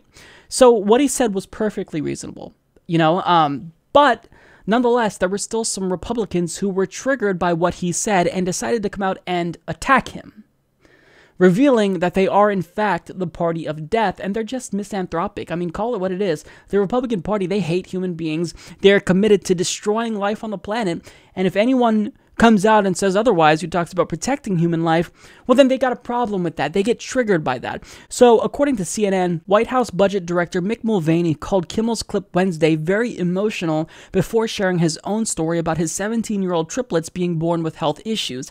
I've seen the agility of having a premature baby or sick baby, he told Fox News, before adding, everybody, I think, agrees with Jimmy Kimmel. We have enough money in this country to provide care for those types of folks. But Mulvaney pushed back on the idea that Republicans who are currently trying to pass legislation to repeal portions of the Affordable Care Act want to block people with pre-existing conditions from receiving health coverage. Former Illinois Representative Joe Walsh, however, tweeted that Kimmel's sad story did not obligate Americans to support the Affordable Care Act. Sorry, Jimmy Kimmel, your sad story doesn't obligate me or anybody else to pay for somebody else's health care. The nationally syndicated radio host tweeted Tuesday, got no problem with Jimmy Kimmel tearing up and getting political. Got a big problem with we need government-run healthcare because of my sad story. Washington Times columnist Charles Hurt accused Kimmel of making a personal story partisan. After his slobbering wet kiss to federal bureaucracy, Mr. Kimmel then went squealing on about Obamacare and how insurance companies, the government, and your neighbors should all be forced to pay for everybody else's health care. The conservative wrote, easy thing to say for a gazillionaire from Hollywood. Daily Beast conservative columnist Matt Lewis said Kimmel's monologue was a little cheap. I completely understand where Jimmy Kimmel is coming from, he said Tuesday on Anderson Cooper 360. The passion, I think, is sincere. I don't think that this is the right move for him to politicize this. Okay, so for any Republican who spoke out against Jimmy Kimmel, you're just a bad person. You're a scumbag. Just admit that you hate human beings. I mean, think about what they said here. Don't politicize this situation. Well, look, I hate to break it to you, but any medical emergency is just inherently political because of the way our country is. If you have a medical emergency and you don't have health insurance, you either die or you go bankrupt. If you do have insurance, but you have a high deductible and you have a medical emergency, you still might die or go bankrupt. That's the state of the country. Now, you can make it so that way healthcare isn't politicized and pass the Medicare for all system, but of course they wouldn't do that because Republicans are bankrolled by the health insurance industry. So these scumbags don't like it when anyone says something that contradicts their narrative. When we talk about, togetherness and all coming together as a society to make sure that babies don't die because of lack of insurance, they don't like that. I mean, they're literally attacking someone who is standing up for the lives of babies. Aren't they the pro-life party? Don't they rail against people who have abortions? I mean, what's happening here? This is one of the dumbest things they could attack Jimmy Kimmel for, and really it shows that they just have no regard for human life. In fact, they hold us in contempt. They don't like human beings. It's so clear. Now I want to get to what they said. So Mulvaney, who could empathize with Jimmy Kimmel, he said that the Republican Party, they're not actually trying to block people with pre-existing conditions. But that's exactly what you're doing. Your bill, the American Health Care Act, would give governors the discretion to allow health insurers to discriminate against people with pre-existing conditions. Because if an insurance company wants to charge someone with a quote-unquote pre-existing condition, which again, it's up to the insurance company to determine what is and isn't a pre-existing condition, but if they say they want to charge people with a pre-existing condition an exorbitant cost, if they want to charge them $900 a month for healthcare, and if they don't agree to that cost and they don't get healthcare and they die, you're screwing them over. You're going to leave a lot of people out, and many will die as a result of your contempt for humanity. So Mick Mulvaney is a liar. And honestly, the fact that he is telling me about having a similar situation with triplets, so he could empathize with Jimmy Kimmel, that makes me view him even worse, because if you could empathize, if you've been in Jimmy Kimmel's shoes, then how can you sign on to a healthcare law that will make it so that way more families would lose their health insurance? How could you do that? So if anything, you're not humanizing yourself. You're telling us that you're the scumbag that we thought you were. Now we have Joe Walsh. He can't stop saying idiotic things. He said, it's a sad story, but that doesn't obligate us from helping out other citizens. So you mean to tell me that in a hypothetical situation, if you had money to spare, and you knew that a baby would die if you didn't spare that money, you're honestly going to throw your hands up and say, oh, I'm not obligated to help, it's not my problem? That's honestly what you're willing to do, Joe Walsh? Because if so, you're just an asshole. You're a bad person. That's sickening.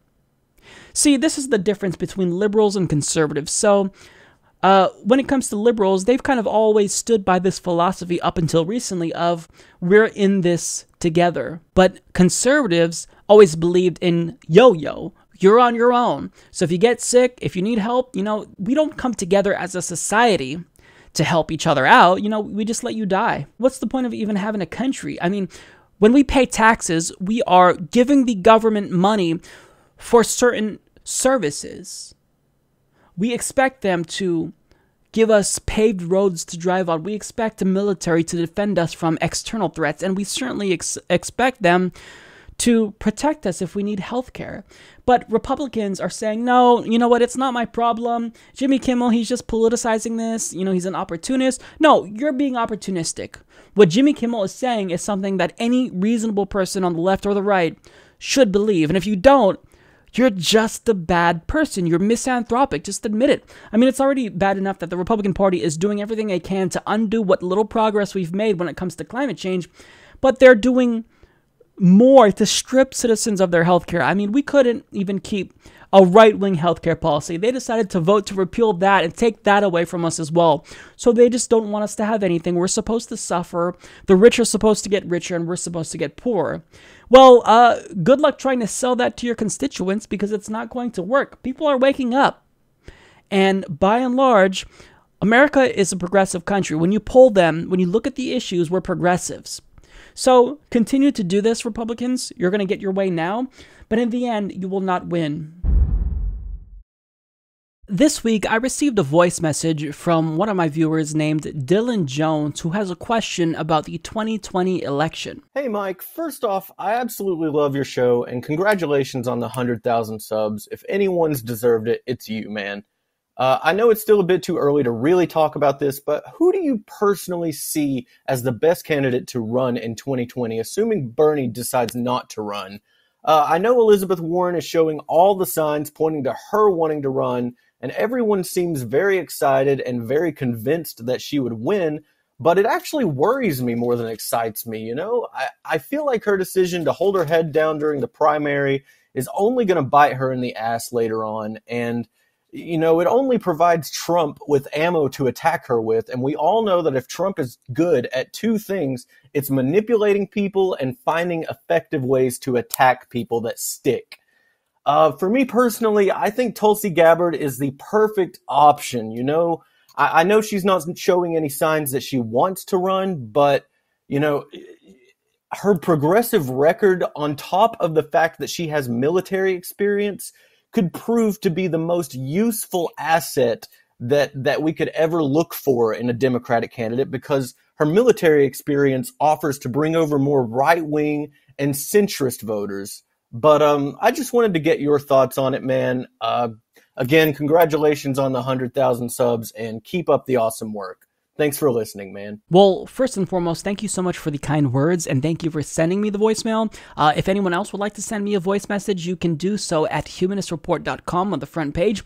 But look, to address your question, I think that I agree with you, actually. I think, when it comes to Tulsi Gabbard and Elizabeth Warren, I would support both of them if they decided to run for president, and certainly I would vote for either one of them, in favor of Donald Trump. But I do agree with you. I think you have a good point when it comes to Tulsi Gabbard being the more well-rounded candidate, because I think that she would appeal more to independents, and this is primarily because, well, like you said, she's a veteran, but she also has non-interventionist foreign policy positions that might even appeal to people that voted for Trump, but who are disappointed by Donald Trump's militarism. So people like Paul Joseph Watson, who supported Trump, but no longer support him because of his bombing of Syria. So I think that, Tulsi can have this crossover appeal. Now, when it comes to Elizabeth Warren, I think that her record is great.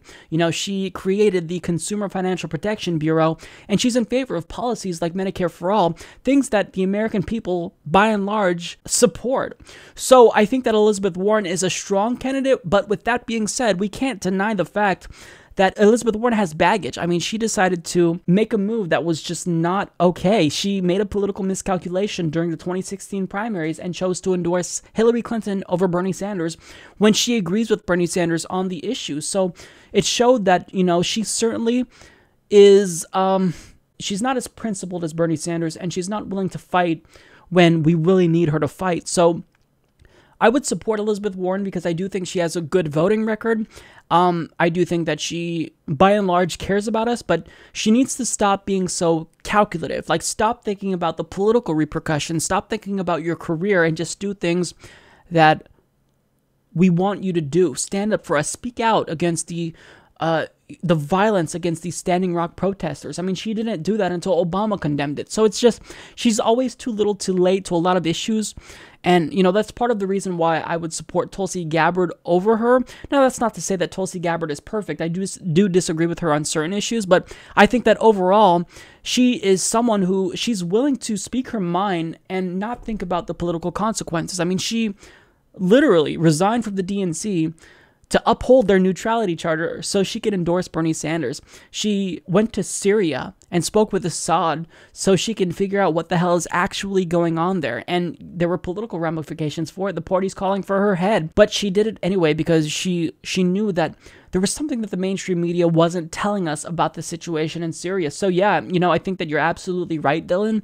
I think Tulsi is the stronger candidate, but I absolutely would prefer either Tulsi or Elizabeth Warren over Donald Trump. I also would love to see Nina Turner run because I think she's great. And there's also Ro Khanna. He is a progressive firebrand, and I love it.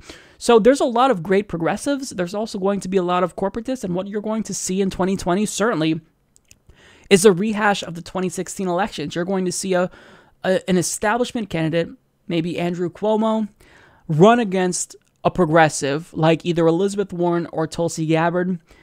And, hopefully the true progressive actually wins because progressives are just more popular. And Tulsi Gabbard, again, she has crossover appeal. So if they really want to defeat Donald Trump, the DNC isn't going to pull any bullshit that they did in 2016 and try to rig the primary against Tulsi or Elizabeth. But yeah, to get back to your point, I support either one of them if they decided to run. Certainly Tulsi Gabbard more, but I would definitely vote for Elizabeth Warren if she beat Tulsi, in the primary. So yeah, that's my thoughts. I know it's early, but this is something that we should be thinking about in advance because we can't mess this up, man. We've got to defeat Donald Trump, and we don't defeat Donald Trump with a corporatist. That's not going to motivate people to come out and vote for a Democrat. Nobody wants corporatism. Nobody wants Republican lights. We want someone who's going to be progressive, and you don't win and defeat Donald Trump by putting forward a liberal billionaire like Mark Zuckerberg or Mark Cuban.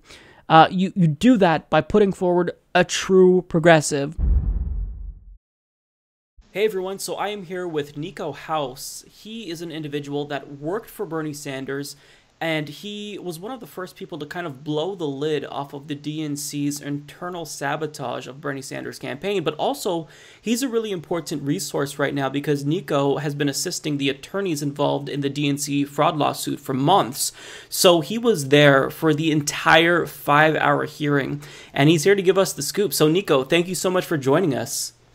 Oh, no problem at all. Thank you for having me, man. I'm a big fan of the show. Thank you. I really appreciate it. So can you just give us a general rundown of some of the most interesting things during the hearing? Well, I think we should probably start with the beginning, because I think this is a question that gets asked all too often, but many people don't really get an answer to, is how do we know it's going to be unbiased? Well, Jared, as you've heard at this point, I'm sure he's an excellent counsel. And the reason that he's an excellent counsel is because he does his research. He researched the judge thoroughly, and we come to learn that he used to be a Democrat, but he actually switched to the Republican Party because of the corruption of the Democratic Party. So, wow. One thing. Yeah. And to capitalize on that as well, he is known as a judge that will make firm stances on corruption. He will make revolutionary stances on corruption, and that has kind of been his stamp as a judge in South Florida. And so a lot of people are concerned because they're saying, which we all know, the justice system can be a little rigged, and especially the judgeship position, now that you can have you can announce now that you're a Republican or a Democrat as a federal judge, whereas before it didn't used to be like that. They're worried that it could be rigged in their favor. And that was something that we considered from the very beginning. And we got lucky to see, because we can't really control the judge, right? But in a situation where you would hope that some type of divine intervention would intervene, that's what happened. So we're pretty good there, right? And going forward, the next questions would be, well, what are the grounds for the lawsuit? And I don't want to get into all the legal jargon because it can get a little convoluted. But the main basis is that the DNC is a private entity, in which the DNC attorneys will go into the details of what kind of private entity they consider themselves. But just general knowledge, everybody knows if you're a private entity, you're one of a few things. You're either a sole proprietorship, you're a limited liability company, you're a corporation, or you're a nonprofit. Those are your only options. And so if they're not a sole proprietorship, which they're not, and they're not a limited liability, they're a full-blown corporation or they're a nonprofit. And all four of those have what are called fiduciary duties. They're called fiduciaries, and they have certain fiduciary duties that they owe, especially when there's money involved. So that's the biggest argument that we have. And we're representing four classes, but the main class, obviously, is the people who donated to Bernie Sanders' campaign after being told by the person in charge of the DNC, Debbie Wasserman Schultz, that it's going to be a fair race. Later on, we obviously found that it wasn't a fair race. Jared's arguments, absolutely just solid. He was awesome, magnificent. Couldn't have delivered it any better. He was a lot nicer than I would have been. That's the only thing that was really different about it.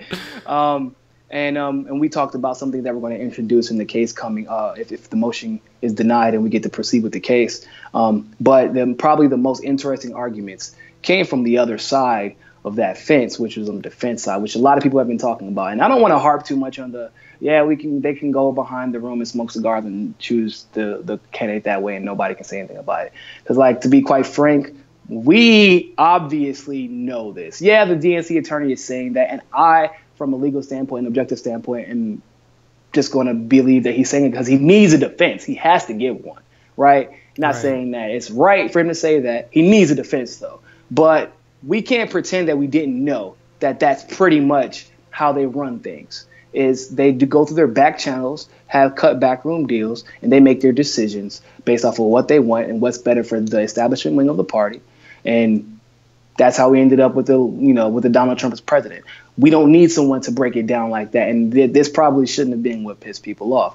What should be what pissed people off is the fact that their whole case is based off the fact that they denied ever being biased in favor of Hillary Clinton. That's what their actual defense is. And many people have gotten confused thinking that they say that they're allowed to be impartial. Now, I think there's something important to understand about what that means. Their main defense, which, of course, I'm sure you're going to post a transcript, so read through those and you'll see this. Their main defense is that they were completely and totally impartial. But they go into thorough detail about how they don't need to be. Now, if you didn't need to be impartial and you were absolutely sure that was a concrete, that was a concrete argument, and there was nothing else really that needed to be said because there's so much precedence out there, because this is legal stuff we're talking about now. There's so much precedence out there that proves we don't need to be impartial because of A, B, C, D. Why not use that as your main defense? Because they know as well as we do. They know as well as Jared did, which is why he provided several federal court cases, that that's not true. A fiduciary is just that. And the fiduciary duties isn't a term we just invented out of thin air.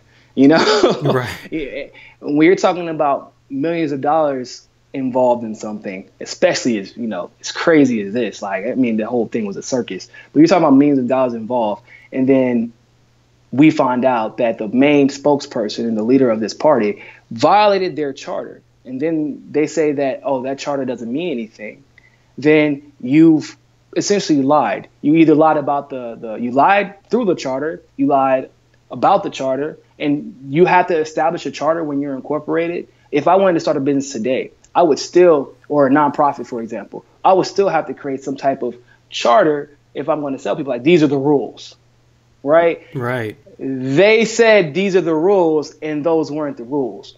It's pretty obvious that there has to be some accountability, which is why the federal government established fiduciary responsibility, so that people aren't taken advantage of with corporations and nonprofits or whatever that can afford witty lawyers. Right.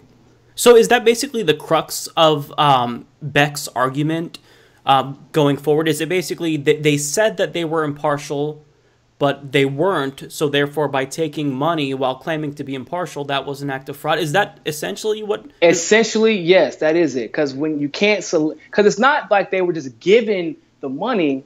And there are a lot of Bernie people who not only donated to Bernie, but donated to the DNC too, because they wanted to see the Democrats win. Because at this point, we were under the impression that that money was also being shared impartially. We later find out that's not true. Obviously, as you know, by the denial of Tulsi Gabbard's funds for her campaign. Right. So that wasn't even true. And what's even wilder about that is she was going against another Republican. It wasn't even like she was running against a Democrat. Right. So they solicited. And if they're saying they didn't solicit, I have 50,000 emails with them begging for money time and time again.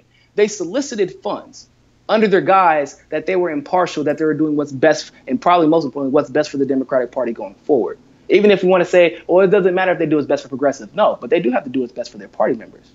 Right. You know, they have a set of rules that people who joined the Democratic Party thought that they were going to abide by to ensure the best for the party members, and that's simply not the case.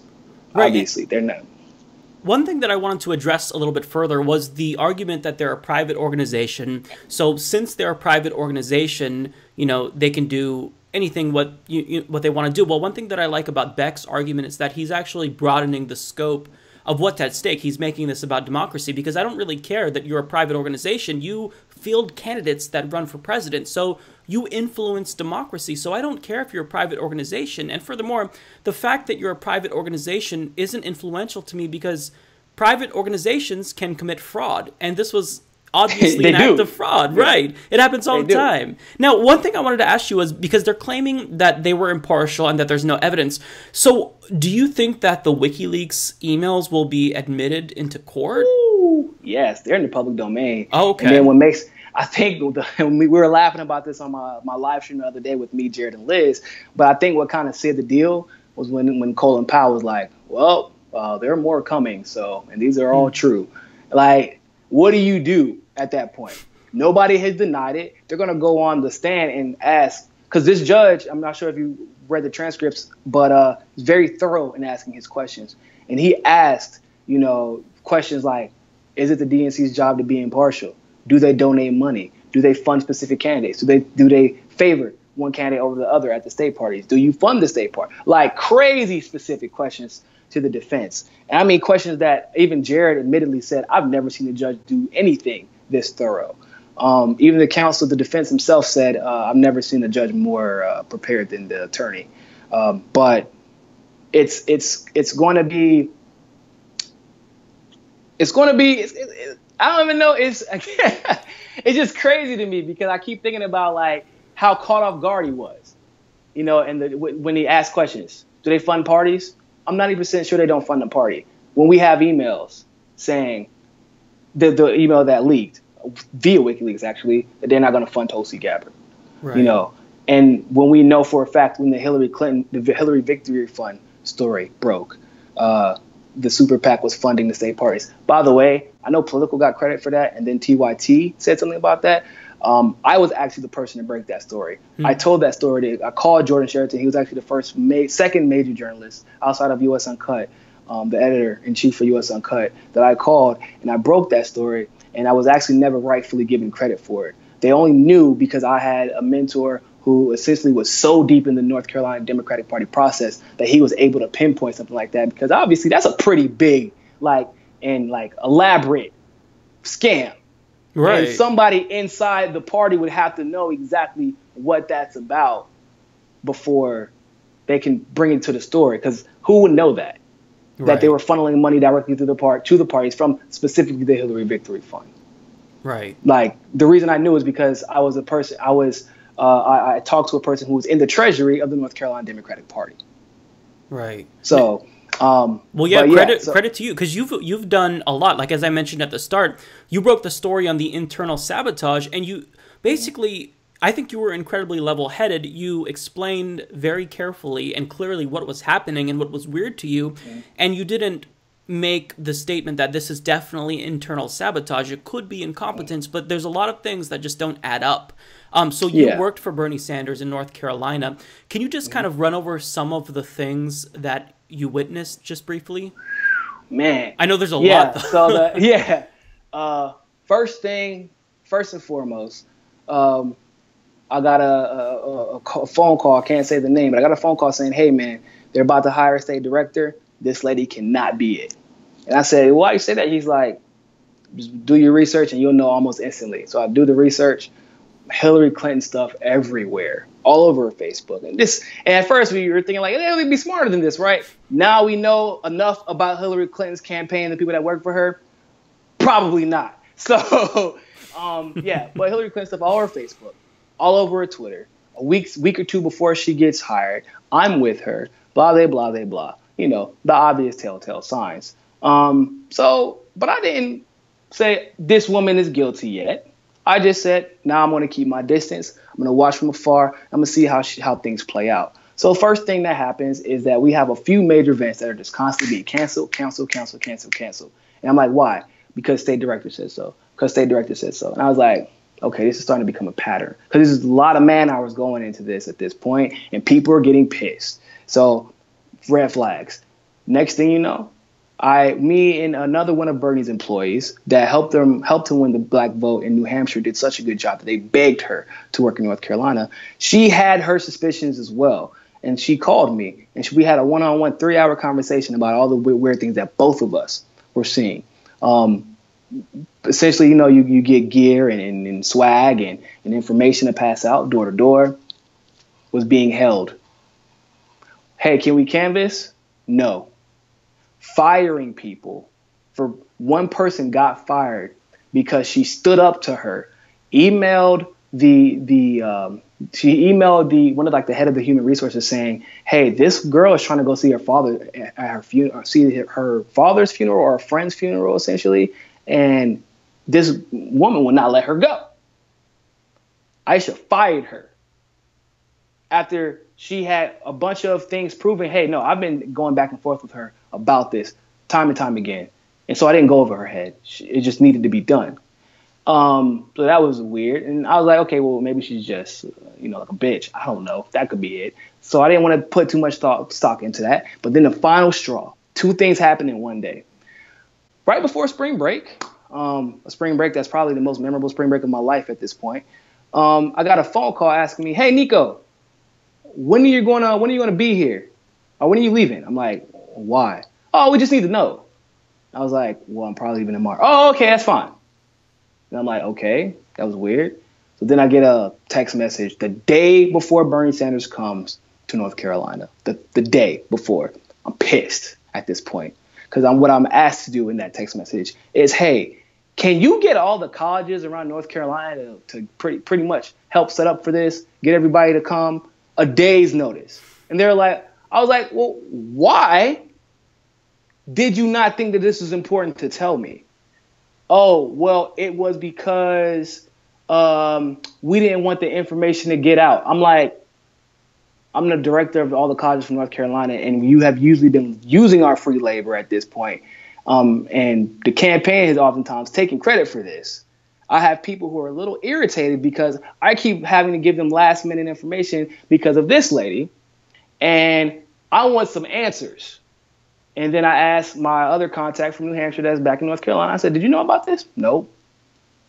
I was like, so you're telling me literally nobody knew about this but like 2 people? And I'm like, yeah. I was like, so they didn't think anybody important to the campaign would need to know that Bernie Sanders was coming in a day. You know, like they thought that we just couldn't help ourselves, you know? And then I'm like the same. And then it's the same. This is all one day. It was a crazy day. That night, remember I told you I had the contact from New Hampshire. Right. I get a phone call saying I'm not allowed to talk to her and she's fired from the campaign. So I was like, oh, because at this point, me and my contact had made it perfectly sure that we weren't going to tell anybody that we knew each other. I was like, oh, that's interesting. What did she get fired for? Oh, we can't tell you, but it's illegal to talk to her now. Wow. I was like, okay, Bernie does not pay me anything, so it's not illegal to do anything. But okay, copy that, Roger. Thanks for the information. Of course, I call my contact and say, hey, man, you just said, you're fired. She's like, from what? I was like, from the campaign. She was like, I'm not fired. I was like, well, that's not what so-and-so said. And she's just like, I'm going to call you back. And then crazy, the next day we started, of course, the rallies happened. I'm driving to Miami, and I'm getting these phone calls, crazy phone calls from like a bunch of people all over the state saying, hey, did you know this happened? For example, the president of the North Carolina NAACP didn't know that Bernie Sanders was coming. None of the black leaders knew, which obviously, as you know, given his campaign was incredibly uncharacteristic. That's usually the first people he reaches out to. Right. When they tried to meet him, Aisha actually fought to stop them from talking to him. I'm so serious about this. Fought to the point where somebody had to pull rank on her, move her out of the way to let the black community come and take pictures and shake hands with them. Like pretty much try to make somebody Bernie want nothing to do with them. I'm like, that is so interesting. And that was the narrative that we saw pushed through the DNC as well. It wasn't just, Aisha doing that. It happened, and it was almost like clockwork and then of course I had my suspicions too, because one of the people on his campaign finally reached out to me after everything simmered down, because like legally you couldn't do so. But he reached out to me. He said the strategies that I was giving to Bernie for the black community we're not getting back to him. He like pretty much that they were purposely being blocked. He's like, some of it maybe Bernie just didn't like some of it, but we're not getting back to him on purpose. And obviously, as you know, with the Jeff Weaver situation coming out, and it's not surprising because like who else would hire Tad Devine for such a progressive guy? If people knew his record, like they would have pinpointed Tad Devine immediately. But I wasn't going to do it just sheerly off his record. Like he didn't show me anything that was crazy, so I couldn't go with that. But I did know what I knew. And I knew my history of Hillary Clinton in that state that most people have no idea about. They don't know Monsanto is in North Carolina. They don't know Monsanto is in Research Triangle Park. UNC is in Research Triangle Park. She has offices established there that have been established there for years, which is against the party rules to do. For her to leave an office and then have another senator or a future senator or a House representative or House member try to take that over, that's what she was doing. It's illegal. Yeah. They were blocking out black candidates from any type of exposure. They were passing out literature about the Democratic Party in North Carolina, blocking out black candidates. So this isn't something that was new to me. I knew how crooked the Democratic Party was, which is why I didn't want to know part of it. But what we saw was, no offense, I mean, this is, you got to call like you see it in politics, a black woman who was not a part of the African-American caucus. Nobody in the African-American caucus liked this woman. And somehow out of everybody, she gets picked. And then I find out, I can't say how I found out that she was hired under false pretense because she directly lied to the person who hired her, saying, that some of the stuff that was being said about her wasn't true, but neglected to talk about every other truth. And she, essentially using her connection again to the campaign like so many others did. And so, things rolled downhill from there. I got phone calls from former staff members who quit because they could clearly see. I'm sure you heard about the people from Alaska. They formed their own super PAC because they saw the same things I saw across the country in Alaska. Saw the same things we saw people in Nevada. And then what we started seeing is rolling downhill. Like the corruption became more and more and more blatant. We saw then the exit polling got taken off. This is all happening within the same month. And we're just like, and then the situation in New York happens. And I go to New York. That's why I actually moved to New York, was to get a feel of that situation. Because it was like, that's huge. I'm like, 100,000 people get dropped from the rolls, and people all in Brooklyn. Yeah. Like, what? And people were like, it's not that big of a deal. And people have no idea how big of a deal Brooklyn is to that election. Brooklyn and it's essentially could make or break that election. And when you're talking about 100,000 votes, I don't give a damn if it was one vote. Bernie in that state could not afford that. You get what I'm saying? Because we know he was going to win the whole New York State. That's just how the demographics work. But in that city, he couldn't afford that. And people keep trying to pretend he would have still lost. We don't know, because that's not how it's set up in precincts, and everything has its worth at the end of the day. And we don't know what effect really that had on the election going forward. And when you start seeing a pattern like that, and then I'm seeing what I'm seeing, then we start seeing the vote rigging, and then I'm putting everything together like, holy shit, she planned this out 8 years ago. People were being, I'm not joking with you, Mike. We caught somebody, was a consultant for Hillary Clinton's super PAC, got paid $10,000 by this super PAC, was hired at one of the highest levels of Bernie Sanders' campaign 2 weeks later. It's just like, brazen. Yeah, and then, obviously when everything dropped, it was vindicating in a sense. I didn't really care. I'm like, I know what I'm looking at. We're providing facts, we're providing information. I don't really care either way. They can call me crazy, they can call me what they want to. But I at least wanted people who are working for the campaign to be educated and vigilant, because there are people who this was their income. They look too progressive, and you had to go on to the next state. Guess who wasn't getting brought along? We had situations. The best situation I could think of, the canvasser in South Carolina, the top 2 canvassers who did the most for Bernie, guess what they didn't get sent to? North Carolina. Yeah. Anybody who was great and motivated was getting put on shitty duties. Anybody else, it was put, given nice cushy jobs and say, hey, don't let them go canvas. Don't let them touch the voter rolls. Don't let them touch anything. It was crazy, man. And after seeing all of this play out, I mean, you saw the corruption firsthand, and now you see it going to court. And I just wanted to get your reaction to the fact that, there's really been no party leader or anyone within the DNC actually admit that the party rigged the primaries, with the exception of Tom Perez, who retracted the statement a couple of hours later. It doesn't look suspicious at all. Perfectly reasonable. He totally misspoke. I know, right? When he said I misspoke, I was like, misspoke, bro. At that point, you don't understand English. Right. It was obviously rigged. I misspoke. Right. I meant to say it wasn't rigged at all. But whatever. Yeah. So now I kind of look at this. I look at this lawsuit as a chance for us to actually hold them accountable. So my question to you is, seeing the corruption firsthand, you were in the trenches. If this lawsuit isn't successful, and we're hoping it is, it looks like we have a judge that's actually doing great work, who's impartial. Do you think they will continue this? Do you think this lawsuit will actually prevent them in the future, even if it is successful, from resorting to this again? I mean, what are your thoughts on the effect that this might actually have? So I'm glad you asked this question, because it's something I discussed on my show. This lawsuit in a vacuum, no, this won't stop anything.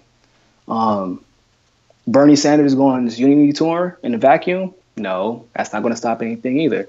Tulsi Gabbard coming out speaking against, as a veteran and as a woman of color coming out and speaking against the war crimes, war crimes of the United States, and speaking against going against pointless wars and things like that in the vacuum. No, that's not going to help. Nina Turner, being the strong black woman she is in the vacuum, none of that's going to help. Our shows in the vacuum aren't. But when we're doing this, when we're collabing, when you have Tim Black doing what he does, when you have Jordan Sheraton doing what he does, when you have, Tulsi Gabbard conquering despite not having the same funding that she had before, going out and conquering, Tim Canova still being extremely active in the community, when you still have Bernie Sanders going out and using the DNC's money to get all the love that they thought they were going to get, I think that's hilarious to me. Jill Stein still being active in the community. Like, when you have all of these factors happening simultaneously, and let's not forget about Alex Jones losing so many followers because he's an actor now. He's not actually a psychological, unstable prick. Surprise there, huh? Yeah, right. Yeah, right. Like, nah, you're not acting. I wanted to tell a lawyer that, like, nah, bro, he's not acting, man. Like, I can tell when someone's acting. I'm pretty good at telling somebody he's not. He's crazy. He's legitimately crazy. It sounds like, something is off about him. I will say that.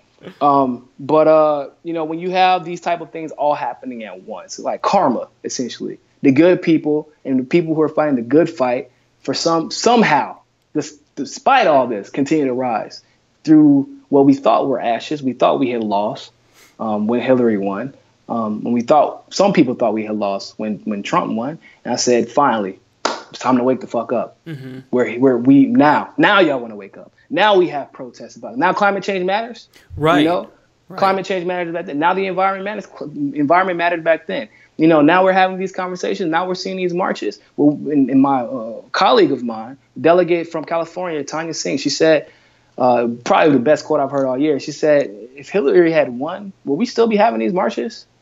If Hillary had won, will we still have the leverage right now that we have against the DNC? Hell no. There's no unity to it. There's none of that. They go back to denying Bernie Sanders coverage because guess what? Guess who has to win 2020 if she wins 2016? That's what they're going to do. That's what they would have done. But now she's begging for attention in every way she can.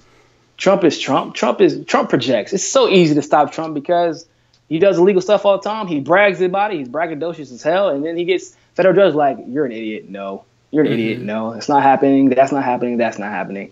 And then we have situations like Cory Booker coming out and thought that he was going to have a little presidential run. By the way, funny story about that. After he gave his speech at the DNC convention, at the end of the speech, I looked over to Jared, the counsel. I said, he's about to run for president, right?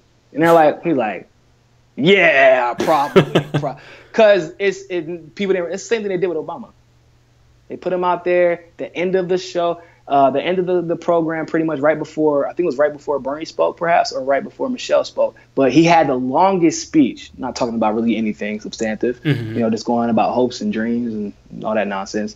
But he had the longest speech. But he was rising. But for some reason, recently, bad people have been getting their comeuppance. Voted against the pharmaceutical bill.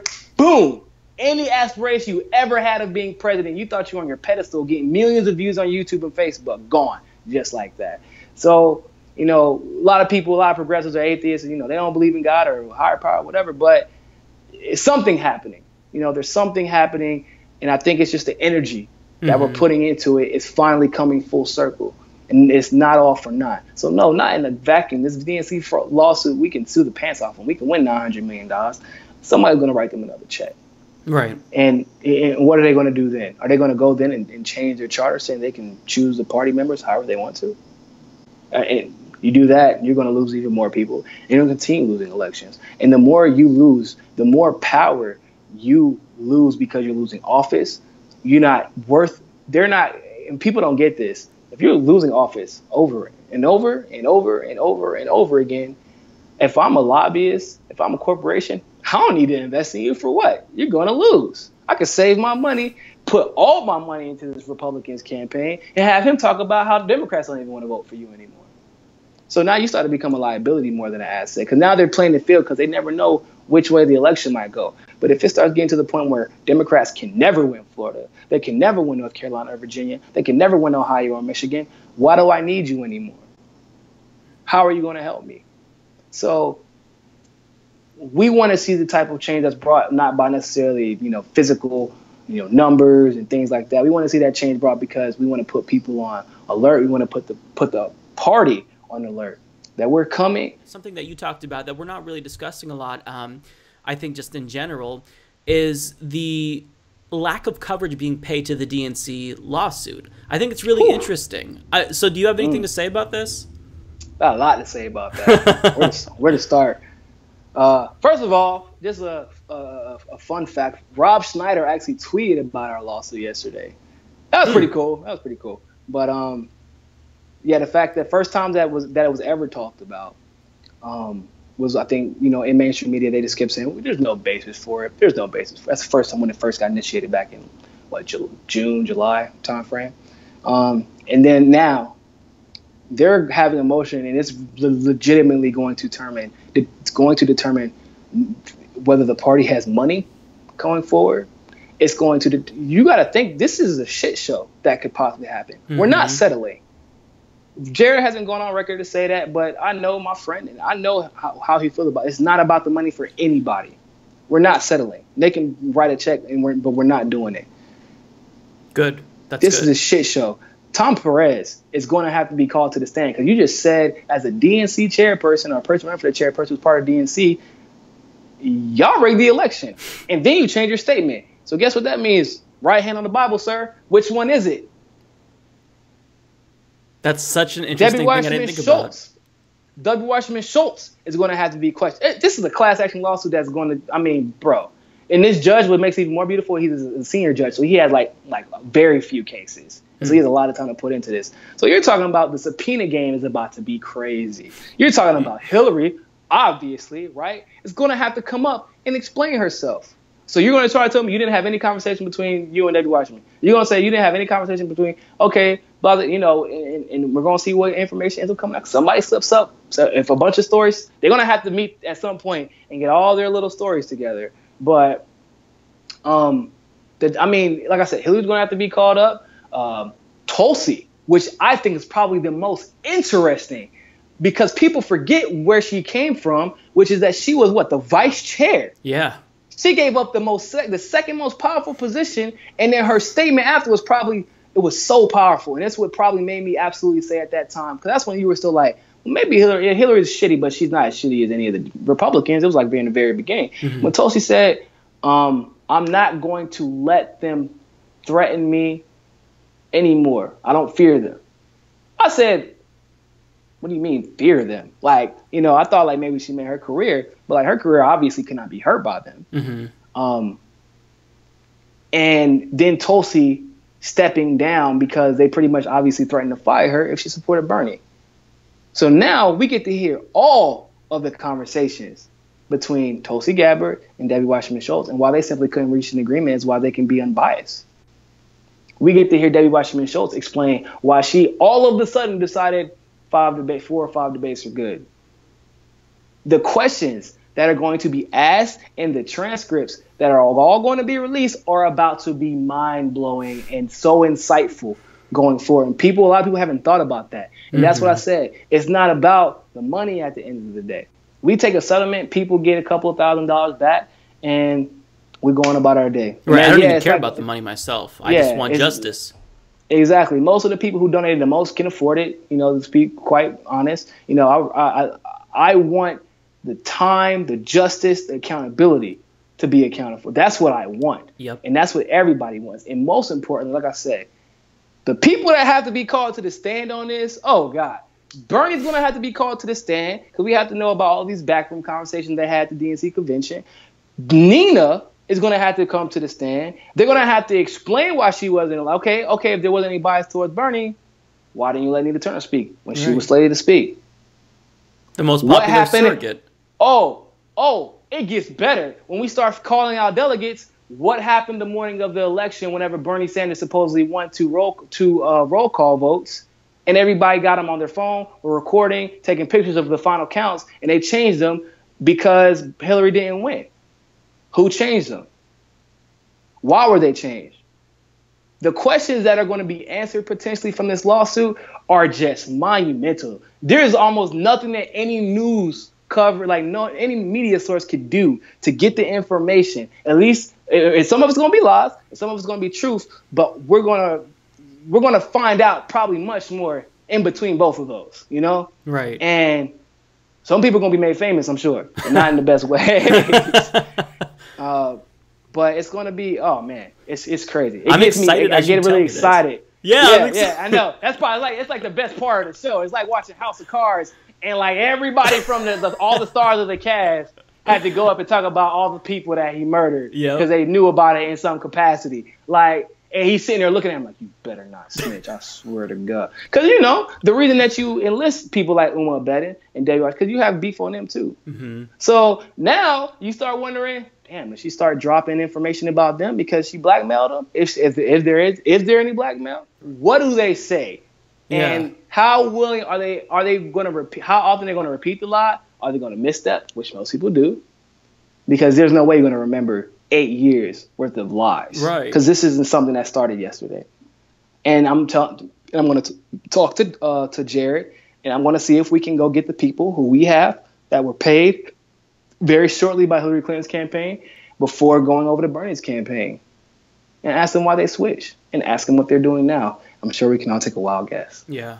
Well, and Nico, the best part about this is that we've seen how they constantly tried to sweep the rigging of the primaries under the rug. The DNC, I mean, throughout the whole DNC race, none of them would really admit that the primaries were rigged. And now, I mean, they have to talk about it. They're forced to actually talk about this. So I think it's details. In details, right? And so, are you going to be at the other hearings? Because if so, you're going to have to write a book. Like, we're going to be waiting on your book. Yeah, I have to wait. I have to write like 2 books apparently. I have to because I have to write a book about my life because like a lot of crazy stuff happened because of Bernie Sanders. Like I said, this whole thing started when I was going on a trip to Miami for spring break, and like on the video that I did with Jared and Liz, I said, you know how sketchy it is when you just get a phone call threatening. I got a phone call that threatened me. It didn't go down the way he thought it was. It didn't. Yeah, he threatened me, and I reminded him really quickly that this politics thing is not really my full identity, bro. And yeah, it's not going to fly. So if you do it again, you're not going to have to worry about finding me. So That's unbelievable. I'm going, yeah. And, you know, he's like, oh no, he was threatening my career, saying that he worked for Bernie Sanders. And, you know, he said things could happen to me and things like that. And then like I get a call asking me to go see these lawyers because they want to shoot a documentary about me. And I'm like, where are they at? In this because it's a new office at this time. And like sketch, no cars parked there. It's like Saturday. Obviously nobody's in the office building. And I'm like, I'm gonna die today, but I gotta do this because, you know, I thought, no, I was like, no. And then I thought like, you know, I don't know what this could end up being. I had traction as far as my videos, but I'm like, I have no idea how we're going to go forward with all this information. We see lawyers all across the country have been trying to do things, right? Mm-hmm. I mean, very successful attorneys too, and they've done their parts wherever they can, but they're being pushed on a back burner time and time again by the media. But at the same time of the rise of my journalism career and my radio show, and I guess the popularity that came from just not only understanding, I think what made the information more potent, I've never really thought about it before. It wasn't the information that I was providing, because people were saying that people were cheating all the time, right? There was how many videos about that out? Mm-hmm. But it was because I was able to analyze and break down why it was suspicious politically. You know, my connections through the North Carolina Democratic Party and in the Bernie Sanders campaign allowed me to break that down, and just understanding politics and how they work allowed me to break that down in a way that was easily accessible and could be explained to other people. And you know, with that amount of consistency and I guess appreciation for that, for the ability to do that, it boosted my journalism career that I never intended, not go to school for journalism. Mm-hmm. And at the same time this happens, the DNC fraud suit comes out, and I was able to give that just enough push to put it into the progressive spotlight. Mm-hmm. You know, nowhere near as many followers and subscribers and things like that I have now, nowhere near as many views. But, you know, starting out, they didn't have a suit. When I met them, we didn't have that. They didn't have that idea, neither did I. I had a slight following. But if I would have just came and said a bunch of people's names and just that was it, what could I have done? Mm-hmm. If I didn't have the people to talk to because of how involved I was in politics, I didn't know the right people to call and the right questions to ask, we wouldn't have been able to rise this case at the same exact time as I was being boosted to popularity and their super PAC was being boosted to popularity as well. And you know, it just happened. And all the other, not saying that all the other cases are less important, because they're absolutely important, especially for the specific areas that they're in. Like the one in Arizona, I know is a big one. I know there's one like in Ohio. Mm-hmm. But this is huge. And the reason it's so huge is because it's not 1 or 2 people or 50 to 60 people. This is a class action lawsuit for millions of people across the nation. Everybody. Yeah, you can pretend you don't know, but that's not what these classes say, because you can't have a class action lawsuit without what? A bunch of people to fit into a class. Right. You get what I'm saying? Yeah. Like that's the difference. You can't have a class, and then just the talent and luck that we got getting a Harvard attorney and a Yale attorney who, and people don't understand how much sacrifice they've made to be able to do what they do.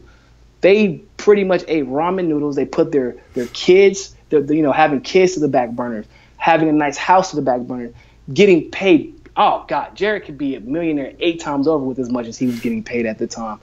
He said, I'm going to use it to pay my debts, and I don't want any part of this. I want to do what's right. They took all that money, and after saving, they started their own law firm with nothing but a book, a how-to book. They retook the bar to come to Florida, and they fund all of their contingency attorneys. So they help whoever they can, and it's all coming out of their pockets. When do you get that? When do you get this is Hillary's alma mater, where and she was telling me about it, she was like, oh, I can't ever say anything negative about Hillary. All of her Yale friends blocked her. Wow. So, oh yeah, this is a real thing, yeah. And you have these almost like stars in the sky, and like we just happen to be in the same place at the same time with the exact mesh of skill and truth and just urge to see justice had that it worked out. It's encouraging. It's really, really encouraging. And you're someone, getting back to kind of your journalism and whatnot, because you're someone who has just excellent insight. You have so much experience with politics and whatnot. I wanted you to kind of talk about what you're doing now, because I know you're hosting Mi Casa es Su Casa. It's your own show. Yeah. Can you tell us about that? Because I think that people would really benefit from hearing more from you. So what is it exactly that you're working on right now? So I have a Facebook page. You can just look my name up. It's Nico D House. Niko, and then just D, and then House. And that's where I do my Facebook live streams for my show. We're also on iHeartRadio. It used to be on Fridays at 7. I would stream from my YouTube, my Facebook, and on iHeartRadio. But my new job will not allow me to do that now, so I'm moving it to Sundays. And we're looking between 11 and 1. It just really depends on what the best time for the radio station is. But of course, I will make a post on this video so that you all will know, and I'll update you so you can tell people. But okay. At the very minimum, you can go to my YouTube page. It's Mi Casa es Su Casa, spelled exactly how it sounds. I'm the first one that comes up. You can Google it, it'll come up. Or you can go to my Facebook page, and I'm constantly streaming from there. And I'm in the process of actually starting a network. And it's not only going to, we just enlisted a group of women who are tired of being marginalized and having to work behind us, right? It's true, right? We dominate, the males dominate the journalism stream. Right. And it's, I never really intended for it to happen like that, of course, but I'll tell people I'll do whatever I can. I don't really want credit, nor do I care about it, but we're starting a whole different, channel for just women. That's awesome. Under the Mi Casa es Su Casa. Yeah, and they're going to talk about the things they go through, disagree or not, because they're all from different backgrounds, different parts of the country, different countries, and they're going to talk, and they're just going to have that conversation I think needs to be had, and I think people need to hear it. And if I can get my audience to help participate in that, that's pretty much the only thing I'm on board for, and to give them just some guidance from what I've learned and do it, pass it forward like we always try to do. Where I do sports commentating as well, believe it or not. So, and where I actually just enlisted a couple people to do that. And so essentially I have a Patreon account, just patreon.com/Mi Casa es Su Casa. And right now I'm trying to get equipment and things like that, webcam and just things that journalists need to be efficient journalists. And that money isn't going to go towards me. I'm literally trying to mitigate the upfront costs that stop most people from doing what they love to do, which is tell the truth and give their perspective. And that's pretty much the only reason I started the network, is because I want to see other people be able to do what I was fortunate enough to do because Liz and Jared invested in me, and I wouldn't have been able to do what I do now if it wasn't for them taking a chance on me. Well, perfect. Hey, thank you so much for coming on the program. Just really quick before we go, what's your Twitter handle so people can follow you? Oh, at Nico CSFB. All right, perfect. Well, hey, thank you so much for the update. I think that you have fascinating insight, and I'm honestly, after some of the things you told me, you know, thinking about the possibility of Tom Perez and Debbie Wasserman Schultz testifying, I'm that much more excited about this suit. So thank you so much for the insight. I'm waiting for that, man. I'm waiting for that phone call. We got him. He's on the way. He got to go to court. Like, oh man. And hey, just one more thing. You know, I want thoughts and condolences to Sean Lucas. He was our process server. He was the one. I don't want to speculate one way or the other, but I'll just give the facts out how they are. The DNC made a motion to say that we improperly served them. Less than 2 days later, our process server came up dead in his bathroom, and we have been requesting the autopsy, and we have not been able to get one. A private investigator that I put on the case was not even able to get one. So, you know, condolences out to him. Right. And, you know, if he died doing what's right, I'm glad that everything is moving in the direction that that his death will at least not be in vain. Right. And if that had anything to do with it, and I'm thankful that we can try to give him some vindication by going through and helping this DNC suit, you know, change the country. Well, that's all I got for you guys. Thank you so much for tuning in. If you've made it this far in the episode, you are awesome. So what I want to do now is take a moment to acknowledge all of the new Patreon and PayPal signups that we had this week. You guys are absolutely amazing, and you are keeping this show alive.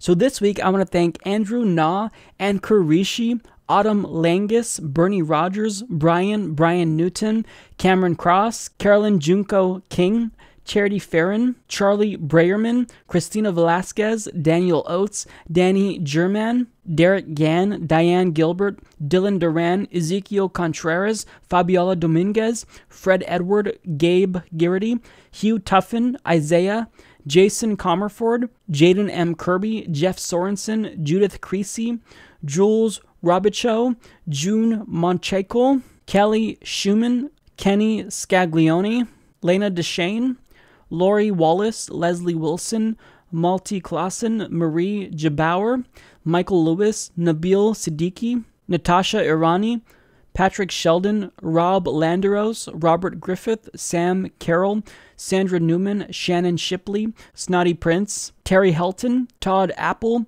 Todd Price, Tom Langmo, Vernil Rogers, Vincent Belargian, Yvonne McKenzie. So thank you so much to each of you. Without you, this show would be in a lot of trouble. So to all of you who just chipped in a buck or two, you know, I really am thankful to you, and I'm doing my best to come up with new things to actually reward you guys for joining, you know, new perks and whatnot. So I'm trying to post more on the Patreon page because I think it's so important. Because if you guys are kind enough to chip in to help the show, then I think that you deserve more of the humanist report. So thank you all so much. I will see you next week. Take care.